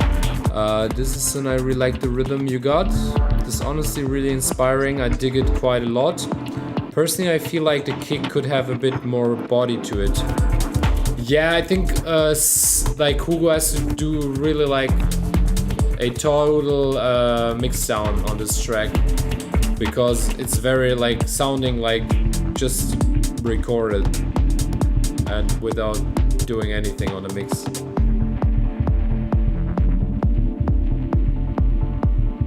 Yeah, sounds a bit laser beamy-ish. This kick like toop, toop, toop, toop, toop, toop, toop. Maybe even the tune is not 100% correct, but I'm not sure, and honestly. But I like I said, I really like the approach. We heard a lot of good ideas of Hugo. I have to say that honestly. It wasn't. I think it wasn't always the cleanest mixdowns, but the ideas were all very, very nice. It's always this dubby-ish kind of. It's going into housey, dubby. And I really like this approach. I really feel that. Oh damn, well in that case, great first effort, Hugo. Nice stuff here. Yeah, I would also say it's nice stuff. Would be lovely to hear the track in a mixdown, you know, so in a finished mixdown. Because I can't say anything about the track if it's not done, you know. Maybe the kick. Yeah, Ivan said the kick could have a bit more body. I think so too. It sounds very laser beamish, but it could be that the tune of the kick is not right. Have you checked the tune of the kick and the sub? Is it the same? Just bought some new speakers. Have you checked the tune of the track? Which key do you have for this track? I would need to re-listen to it to know the key, but maybe lower the pitch envelope if you can. Yeah, maybe. So that problem, it's gonna end.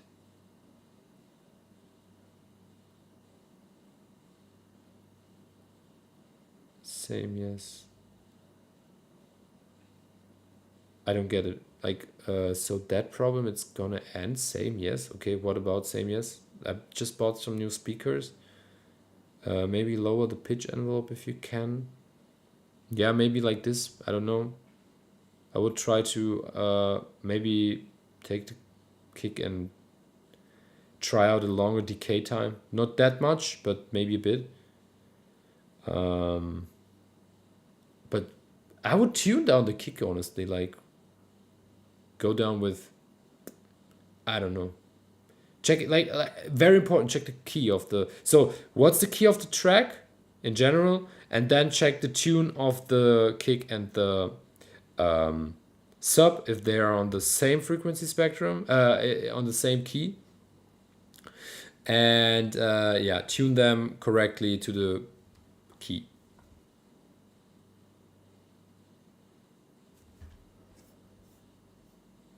That's something I would definitely do. Okay, thank you very much for the contribution. Would love to hear the track if it's finished, as soon as it's finished. Ivan, I know that you're here, so I don't have to ask you if you're here. So let's go. 10 minutes for you as well. Green Velvet, La La Land, Ivan Emanuel, illegal mix.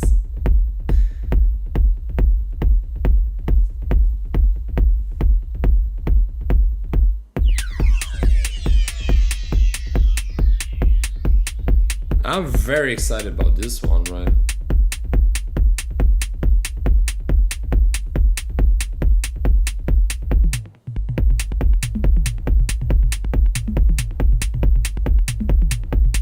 Boy, the toms are very, very, very, very, very quiet.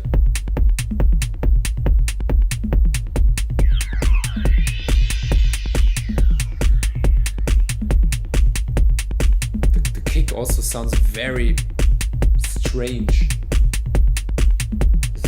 Like it's kind of breathy, like that's how I sound after I was taking a run, you know.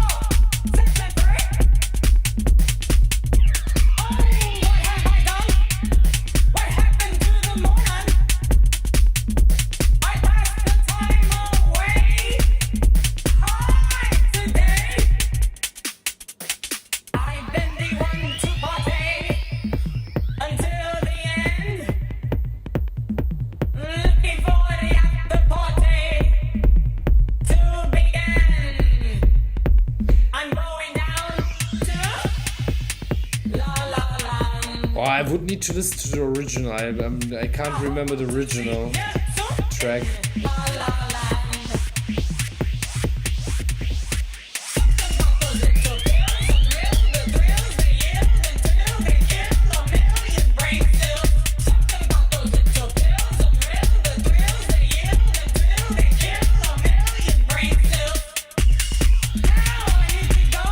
Somehow it's catchy, you know?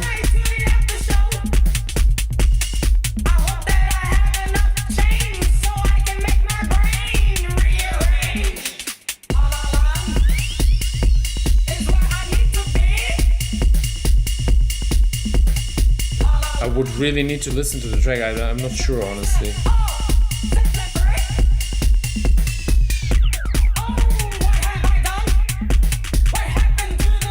I dance to it. Yeah, I would definitely dance to this as well.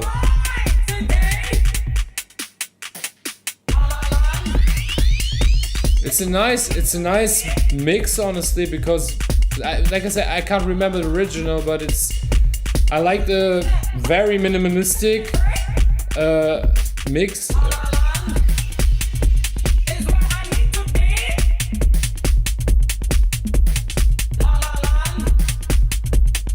Yeah, it works, absolutely.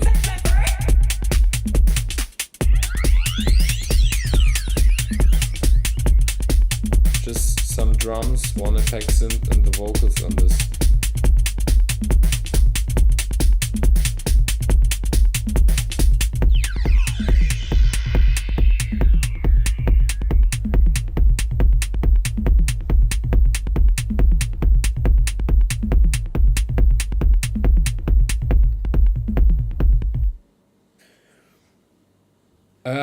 I can't say that much, honestly. It's very catchy, the track. So I think it's also the first time that we had like a mix or something in the feedback loop. But I mean, like I said, I don't know the original, but I like this interpretation very much. It's very minimalistic. It's very simple, but I like the simplicity. Because it somehow has it has its effect. I'm pretty sure this definitely works on the dance floor. Sound design wise, I honestly can't say that much. I haven't. So the kick is sounding weird. Honestly, I would do something else on the kick. Sounds very breathy, but I don't know if the vibe of the track is gone if you change the. But maybe you have to check it out. I'm not sure. But interesting track. I like that. interpretation. I really can imagine that this track works pretty good on a dance floor. I would definitely dance to this.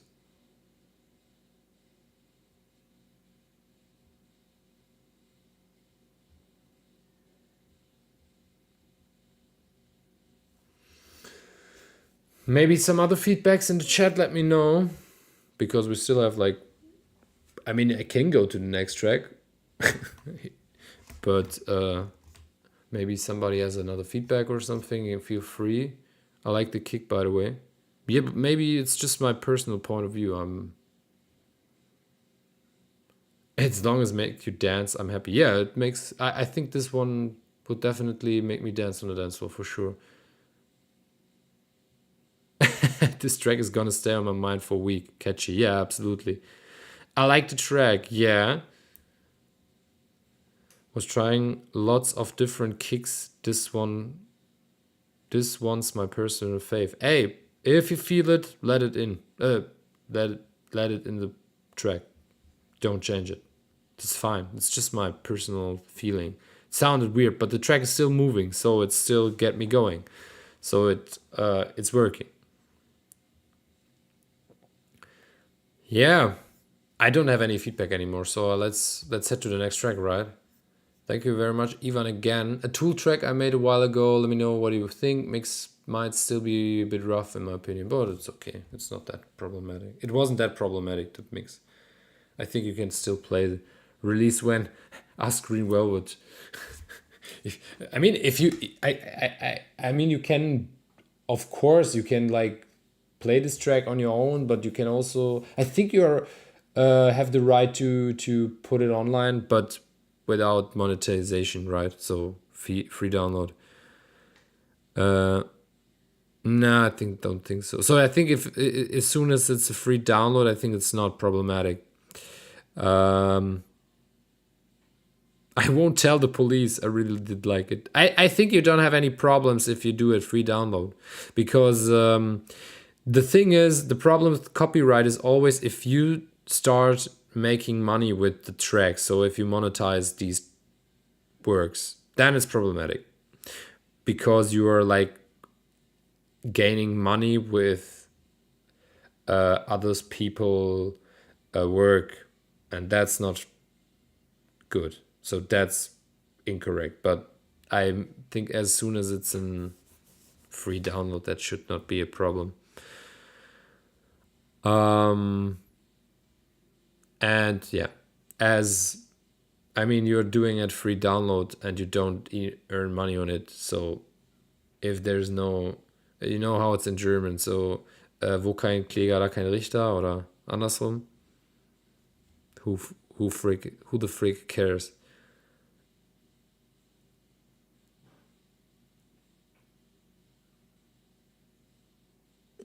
But like I said, no monetization.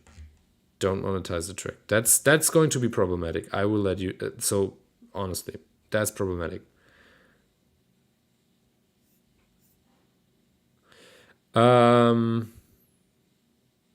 Okay. Olympios. This is a track I made some days ago. Tried a new mixing style. Wanted to see if there's power in the production. Thank you. Olympiakos, I wanted to say. Olympios. Olympios, where are you? I think you are on Instagram.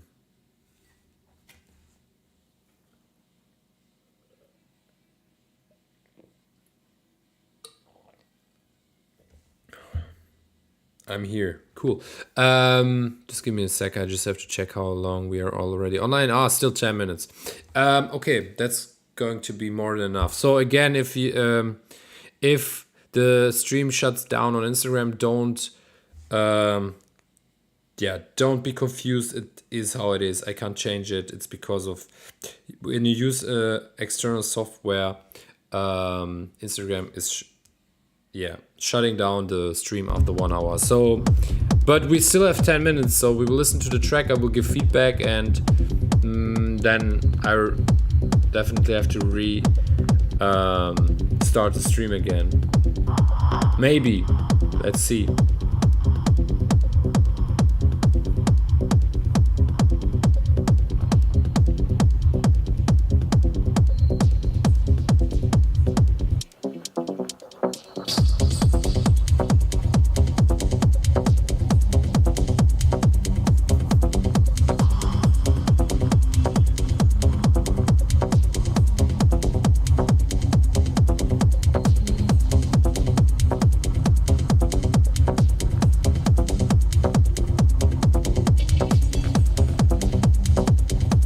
think the low end is very stereo-ish.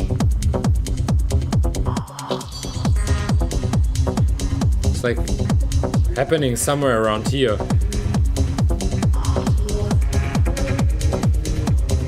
So yeah, the kick has space, but it's very bright, very wide, the low end.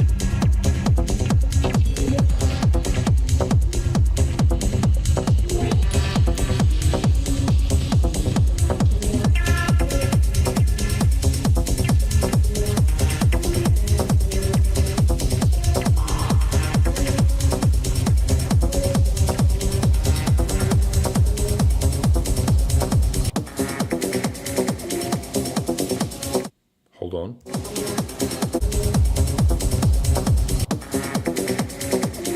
Is that on purpose?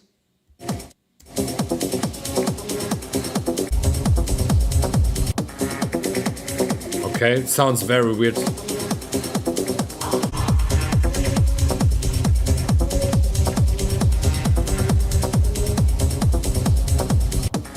Okay, it's the export. I was very confused right now.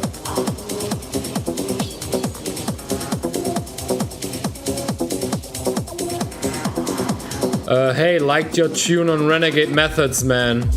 Leo wrote on YouTube. Recorded it and some happened.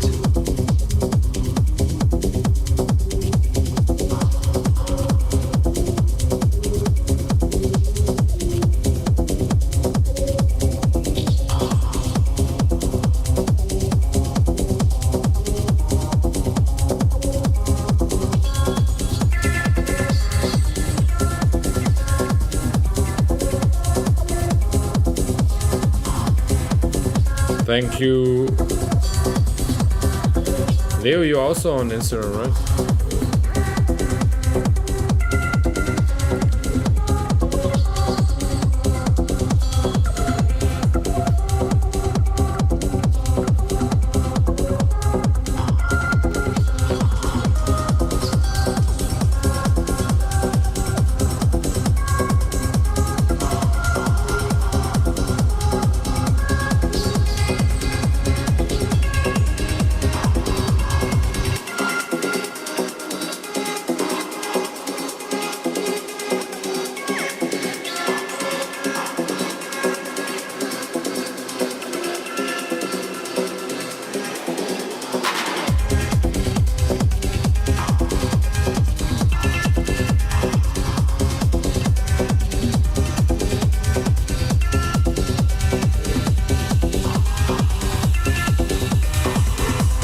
Oh, very chaotic.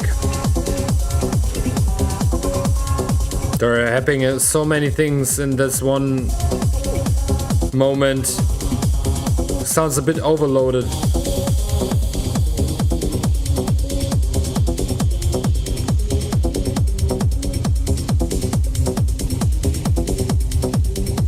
Like here is really happening so many things.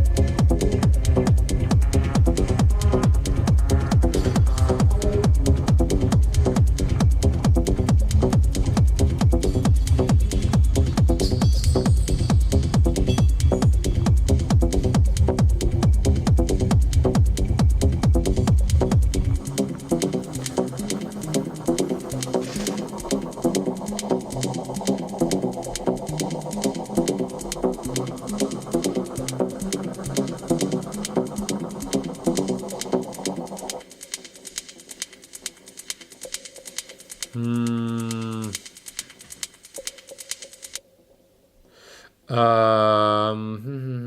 So, uh, the track in general is okay. So I like the sounds and everything, and I also like the room you created. Here and there, it sounds very hectic, especially in this. I think it's the second after the second break. This, let's say, main break here.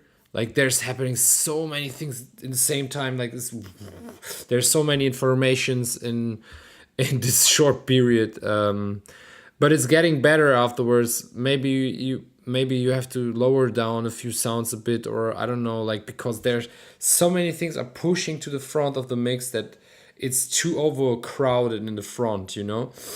Um, the low end sounds so weird. That's the thing. Like the kick is coming through. I have the punch and it sounds fine, but the this sub, it sounds like it's happening really on the sides. So I don't know how your frequencies look like the sides, um mid side correlation, how is that looking, you know, especially in the lower frequency. um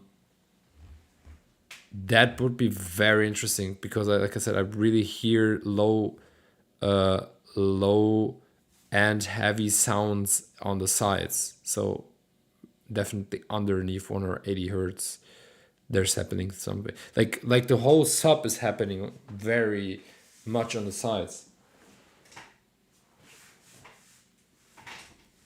Did somebody else have this feeling?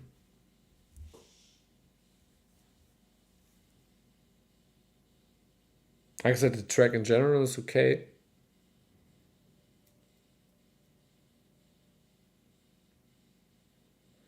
I experimented with the H3000 and passed a lot of stuff from inside there.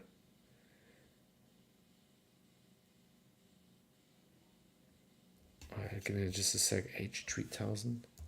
Am I stupid right now? H3000? Event type. Yeah, okay. Checked it. So, you mean like you've sent something? So you sent the low end as well? So the sub to the eventide?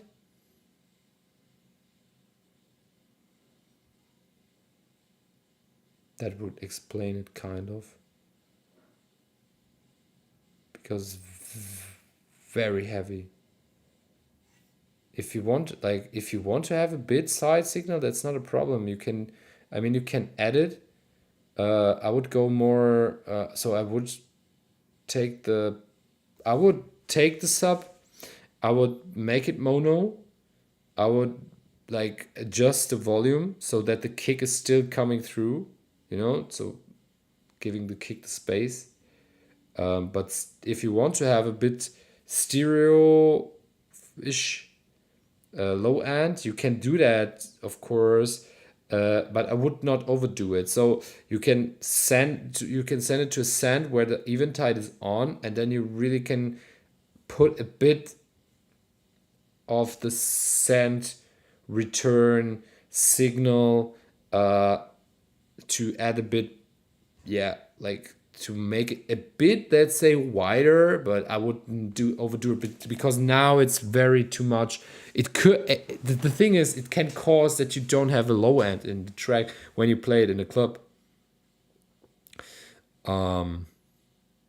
Because the thing is that a lot of PAs, oh, shut down on Instagram. I have to restart the stream. Give me a sec.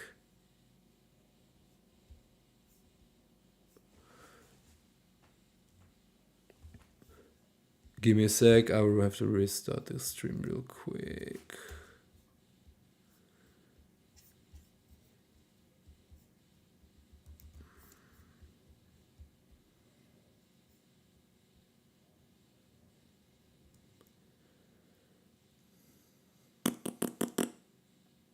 Who's there?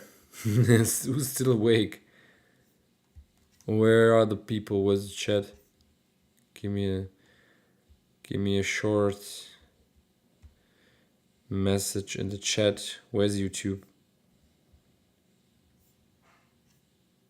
I have to know if YouTube is still awake.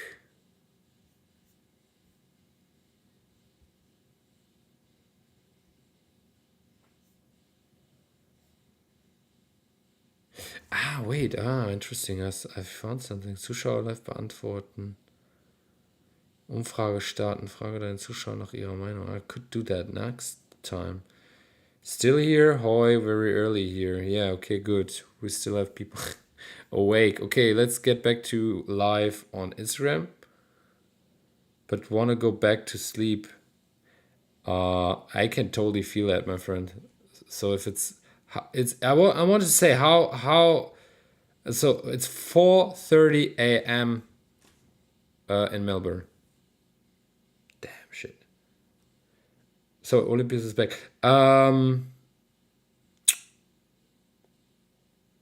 Yeah, I would definitely check the low end again, because the thing is, PAs, especially so the low end, the sub, mostly is set it up mono. The low end, so the sub in a club, everything around. I don't know. Depends on how you tune the PA, but a lot of people are like having subs, and they're like turning them mono. And if you have like this very widey low end, it can happen that you don't hear the low end anymore, because it's killed, because the side signals are going to be killed in the low end.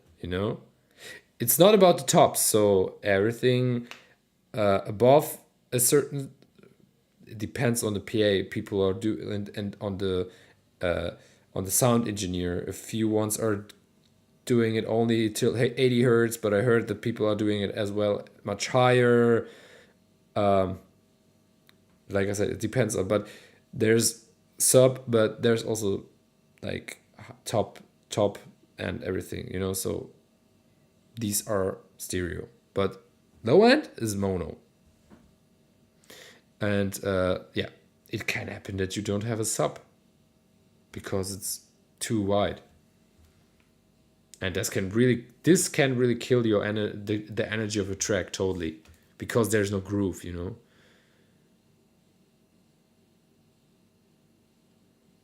I'm on vacation, so made this on AirPods. We'll check it out again back in the studio. Okay.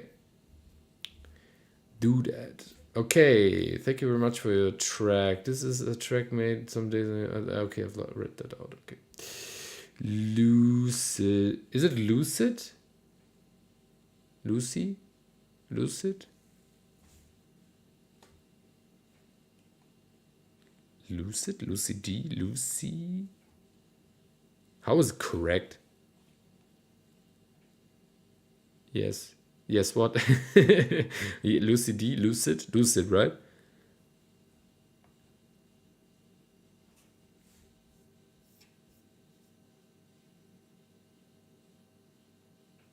Lucid. Okay. Welcome. Have we ever listened to a track of you on a feedback loop? I'm not sure right now, honestly.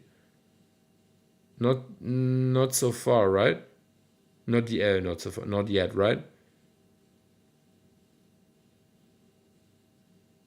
Or have you listened to one of your tracks so far?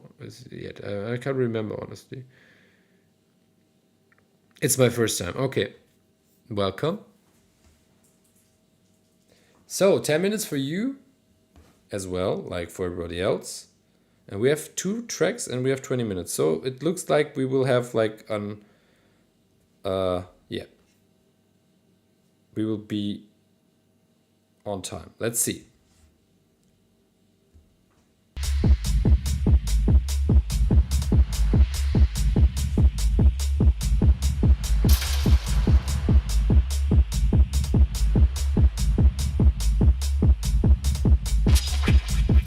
Same thing as in the previous track, you have side signals in the low end.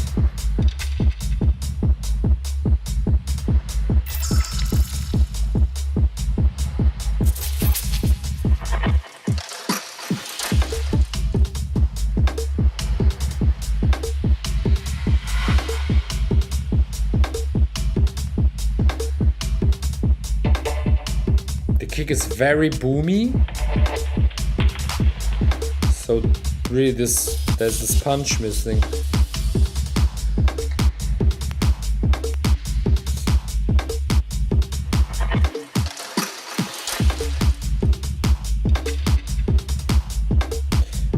I think you are using like a send on the low end, or you have put like a reverb on the sub on the low end. But what you have forgot is to set a low cut on the reverb. Only on the reverb, because the reverb affects the whole frequency spectrum. If you set a low cut to the reverb, it's only like working on the frequency, from the frequencies where you set the low cut, you know. So if you set a low cut on the reverb, there in the reverbs there are always these functions for low cut and the high cut. When you set the low cuts to, let's say, 200 hertz, it only works with the signal from 200 hertz, and it reverbs this frequency spectrum. The rest is getting killed.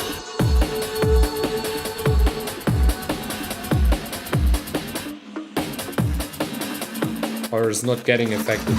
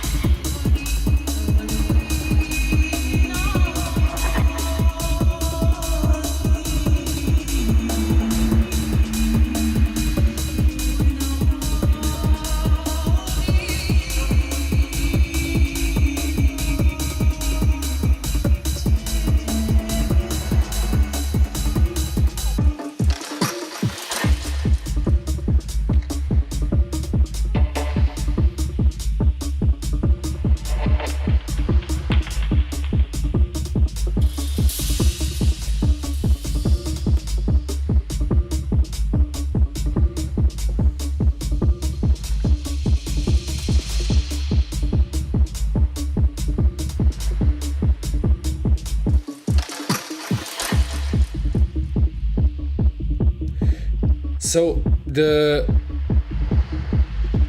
that's very hard. So to get this track, or to so the vibe, so the groove of the track is nice. I have really a problem with the kick because it's way too boomy, you know. I don't know if it's like I don't know if you need to change the kick completely or like work on this kick. It's very hard to say because it's not right now. It's very boomy. The boomy means like it's very like, you know, like a kick. Doesn't matter which, you know, doesn't matter if it's like an 808 9019 kick, or you know, like so you always have to have this punch in the kick a bit, you know. It doesn't matter for which kind of stylistic or which kind of direction you're aiming, like you need this kind of punch in a way. And and because of this boomy-ish, or yeah, this boominess, it's very hard to get this punch because the boom is louder than the punch. Do you get me? And it's the kicks always sounding very like they're breathing more, than they're kicking. That's the thing. So, and therefore it's very hard to say is the low end as well too much. I would say that the sub frequency is also a bit too loud, but it's hard to say because also there's like a reverb and everything is very stereo-ish in the low end. So definitely have to check the low end and the sub. And then you will definitely have more room for the rest, like the mid range and the high range, and sounds will come much better through. Like for example, the vocals, they're a bit getting pushed into the back, and vocals depends on what you are aiming with the vocals, but it sounds like there have to be much more up in front, but they're not because the kick is and the sub is way too loud. But it's a bit out of balance everything, so it's very hard to say. So if you fix it here, you will have something here, and that's like, how long are you producing, if I can ask? Would be interesting.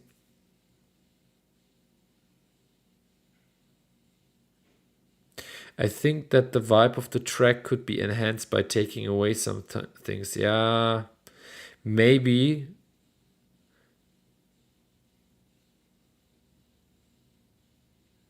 3 to 4 years. Yeah, that's okay.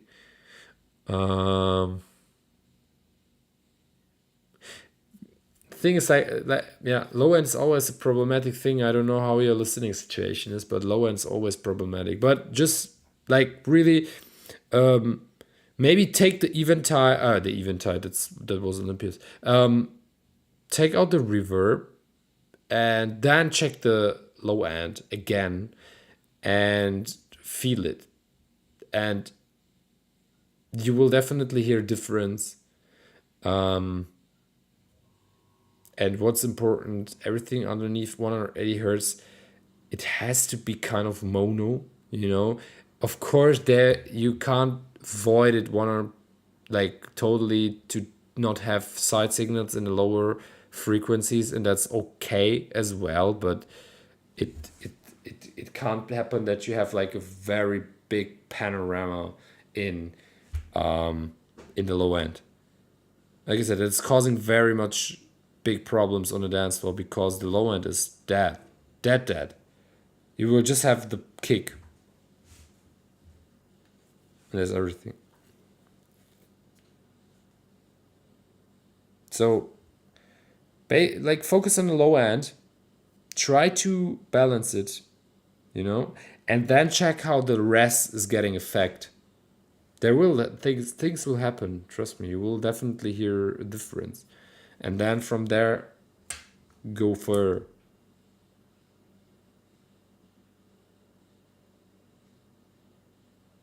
Good.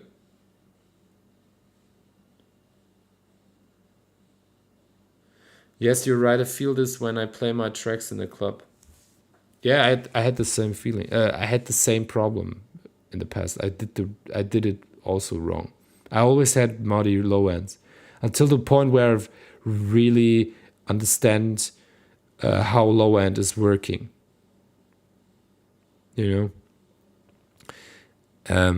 Again, low end is a very small spectrum, like a very small range in the total mix. You have 22,000 hertz, and the low end is, let's say, from 0 to 80 hertz.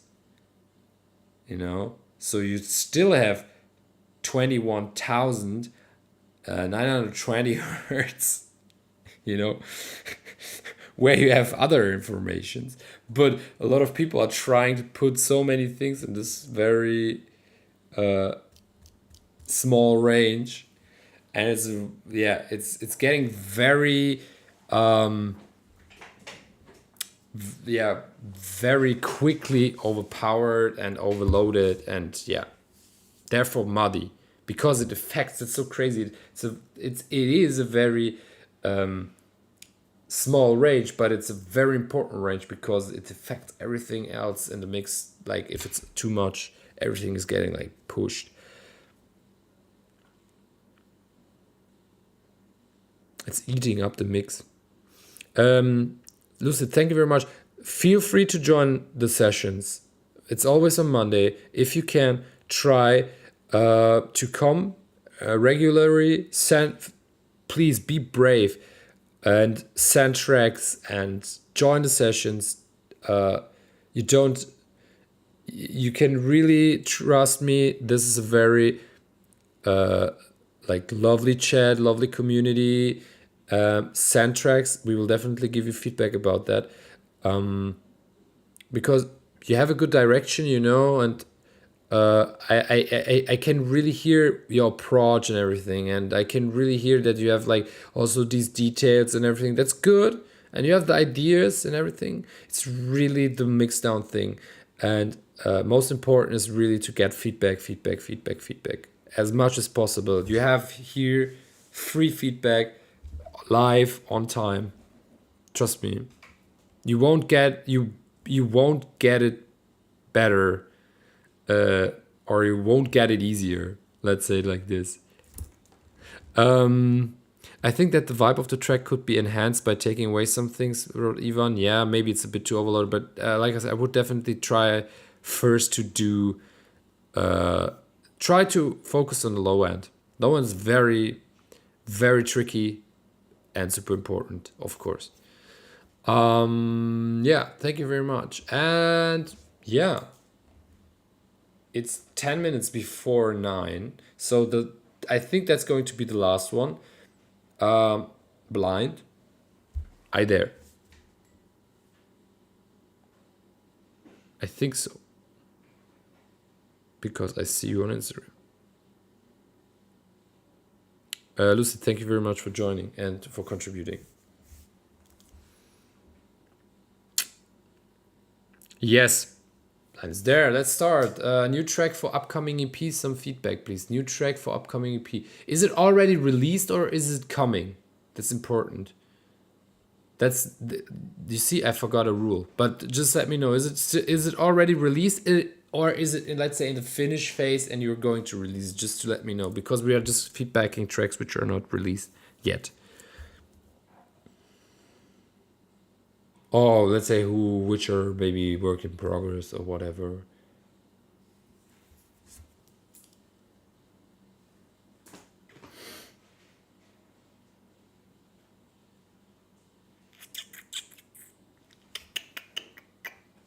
Okay. Not finished yet.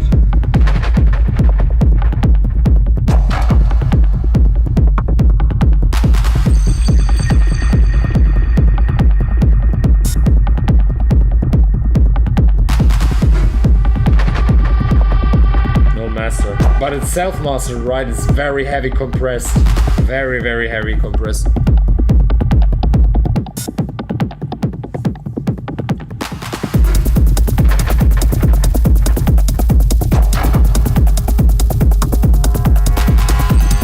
Sounds a bit distorted, but not in a good way.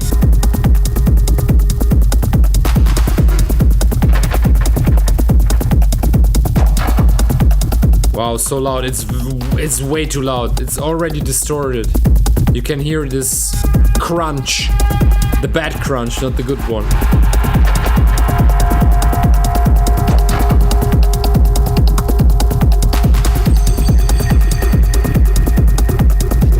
The low end is very squeezed. That's one of the biggest problems in this track. It's very and therefore you get, the sound is getting distorted. That's the reason why I'm asking, have you made like a self-mastering? I have not done mixing yet. Okay, but it sounds like, it looks also like very mastered.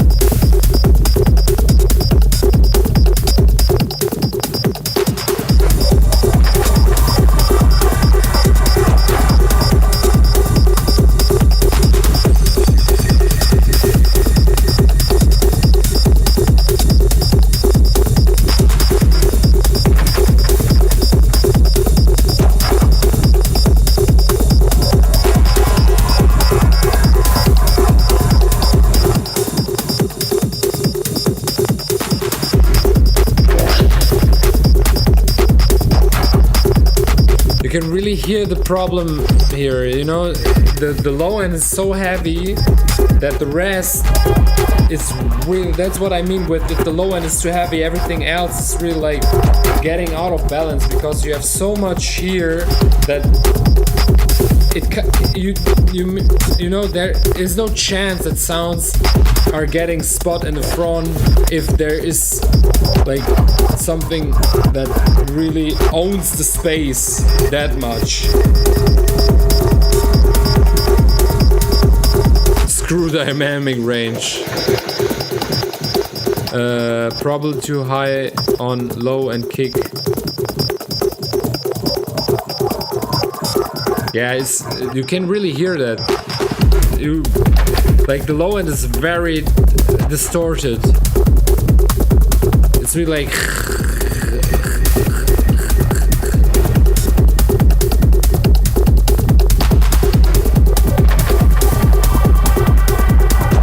And therefore you know, like these high end frequencies, you can't hear them properly.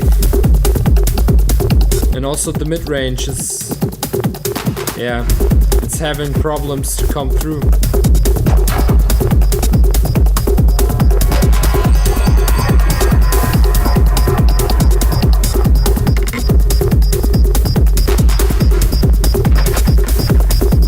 I mean, the idea of the track is cool, you know, also these bleepy sounds which are like coming through a bit, but tough, it's hard for them. They really have to fight.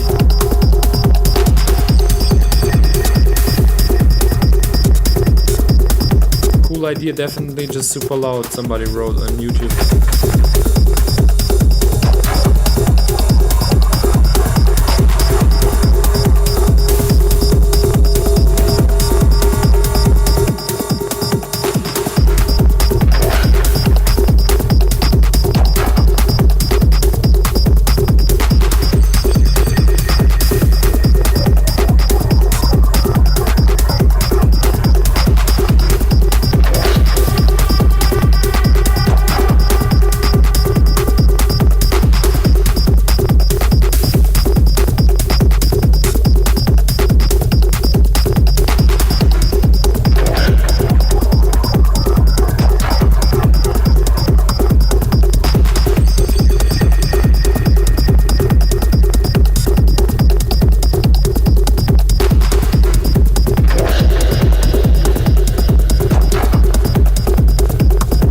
Also say that the relation between the sub and the kick is not.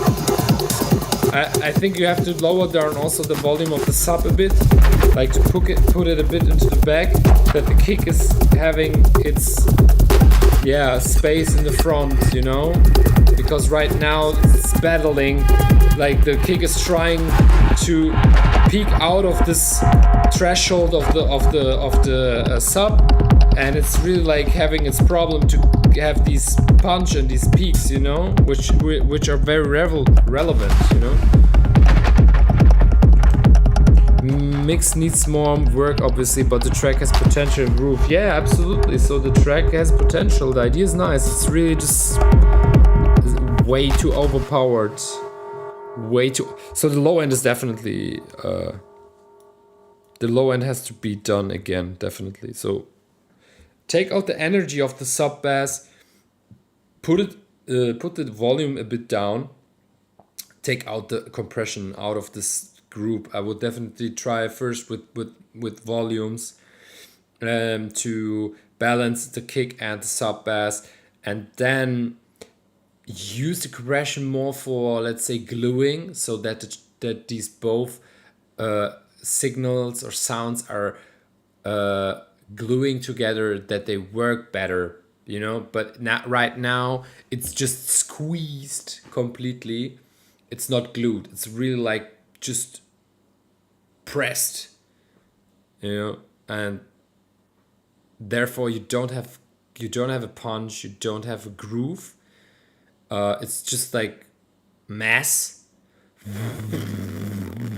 And this mass is really like disturbing the whole rest of the track. So the high end, the mid range. Any good tip for doing this? Like I said, lower down the sub. So you will have like a sub bass, you will have like a kick. I I would always try to see how the rest of the track. So I would definitely. So I would first. I would maybe turn off the. So definitely turn off the compression on kick and sub. Then take the kick and balance it to the rest of the track, like the mid range and the high range. Turn off the sub, like turn it before you going into checking the volume of the kick. Turn down the sub, just take it away. Turn it down to really to 000, like like out, like it's completely not hearable, you know. And then go step by step with the volume knob until a point where you think, okay, you hear the groove and it's giving like kind of bit body to the track, but it's not owning the track. So so as soon the sub is like owning the track and it's affecting the kick negatively, it's already like problematic. So try to have still the punch of the kick. Sub is hearable. I mean, you just have to turn off the channel for a second, and you then turn it on back on again, and you will hear the difference immediately. So the track has body because of the sub, and then glue them together. If there is still like you think, okay, I have the feeling it's missing out a bit this sub and the body, you can go with parallel compression, for example, and add like a compressor to a send the group. I will group kick and sub to one bus. Send the bus to a send where there's a compression or there's a compressor. I would always go with VCA compressors, you know, just try, but of course depends on you what you like. I think the one that was LA2, which is pretty good. And then don't go with 100%. So turn on the send 100%, but then go to the send channel. Try to set the compression, and then again kill the whole channel on the send, and then go step by step adding volume, and then try to find out what you like. It don't try to go too much with volume. So it's the parallel compression is more adding a bit of body and adding a bit of warmth stuff, you know. So it's giving a bit more structure, base, fundament to the kick and bass. That would be my suggestion, but it's hard. I would have to check the project to give you, let's say, much more precise feedback what is definite, so what is exactly missing.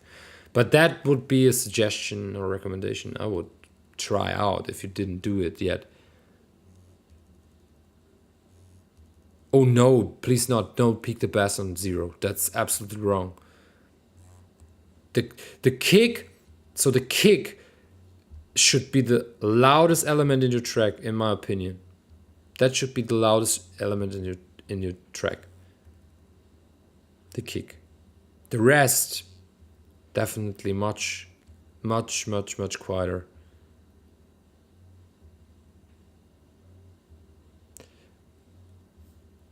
Okay, thank you very much for sending. 10 minutes are over. It's already ringing here.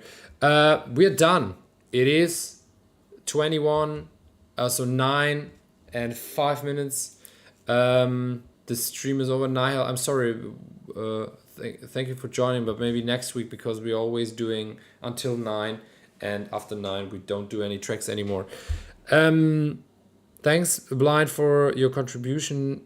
Join whenever you want. Feel free. Use it for progression. I really, trust me, have like I've collected so much experience because of this whole feedback thing. It's very thankful. It's very helpful. Um, Thanks for the good times as always. Thank you very much for the good times. Um, Sorry again for the feed for the yeah, postpone so that I had to postpone the stream on Monday, but we will definitely stay with this rhythm weekly. It's Mondays, so the day will stay Monday for sure. But I have to postpone it here and there.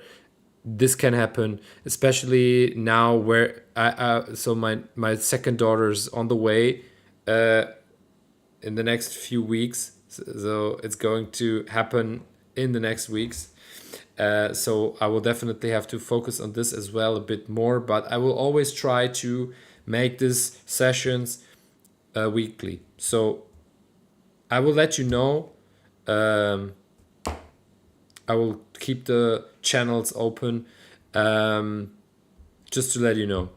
Thank you very much for your time. Thank you very much for your contributions, for the lovely chat, for the lovely exchange. And I would really love to see you all next week again. Thank you very much. Congrats. Yeah, thank you very much. I'm also very looking forward to it. Second daughter. Yeah, thank you very much for contributing. Thank you very much for joining, for the exchange in the chat, for the lovely chat always. And yeah, I would say we will see, or I say we see each other definitely next week on hopefully again Monday. Until then, I wish you a wonderful rest of the week. Enjoy it. And yeah, hugs and kisses. Leo wrote it on YouTube. Hugs and kisses back. I sent you a lot of positive energy to all of you. Yeah, thank you very much. And yeah, positive energy. Be nice, be kind to each other, and have a wonderful. See you next week. Bye bye.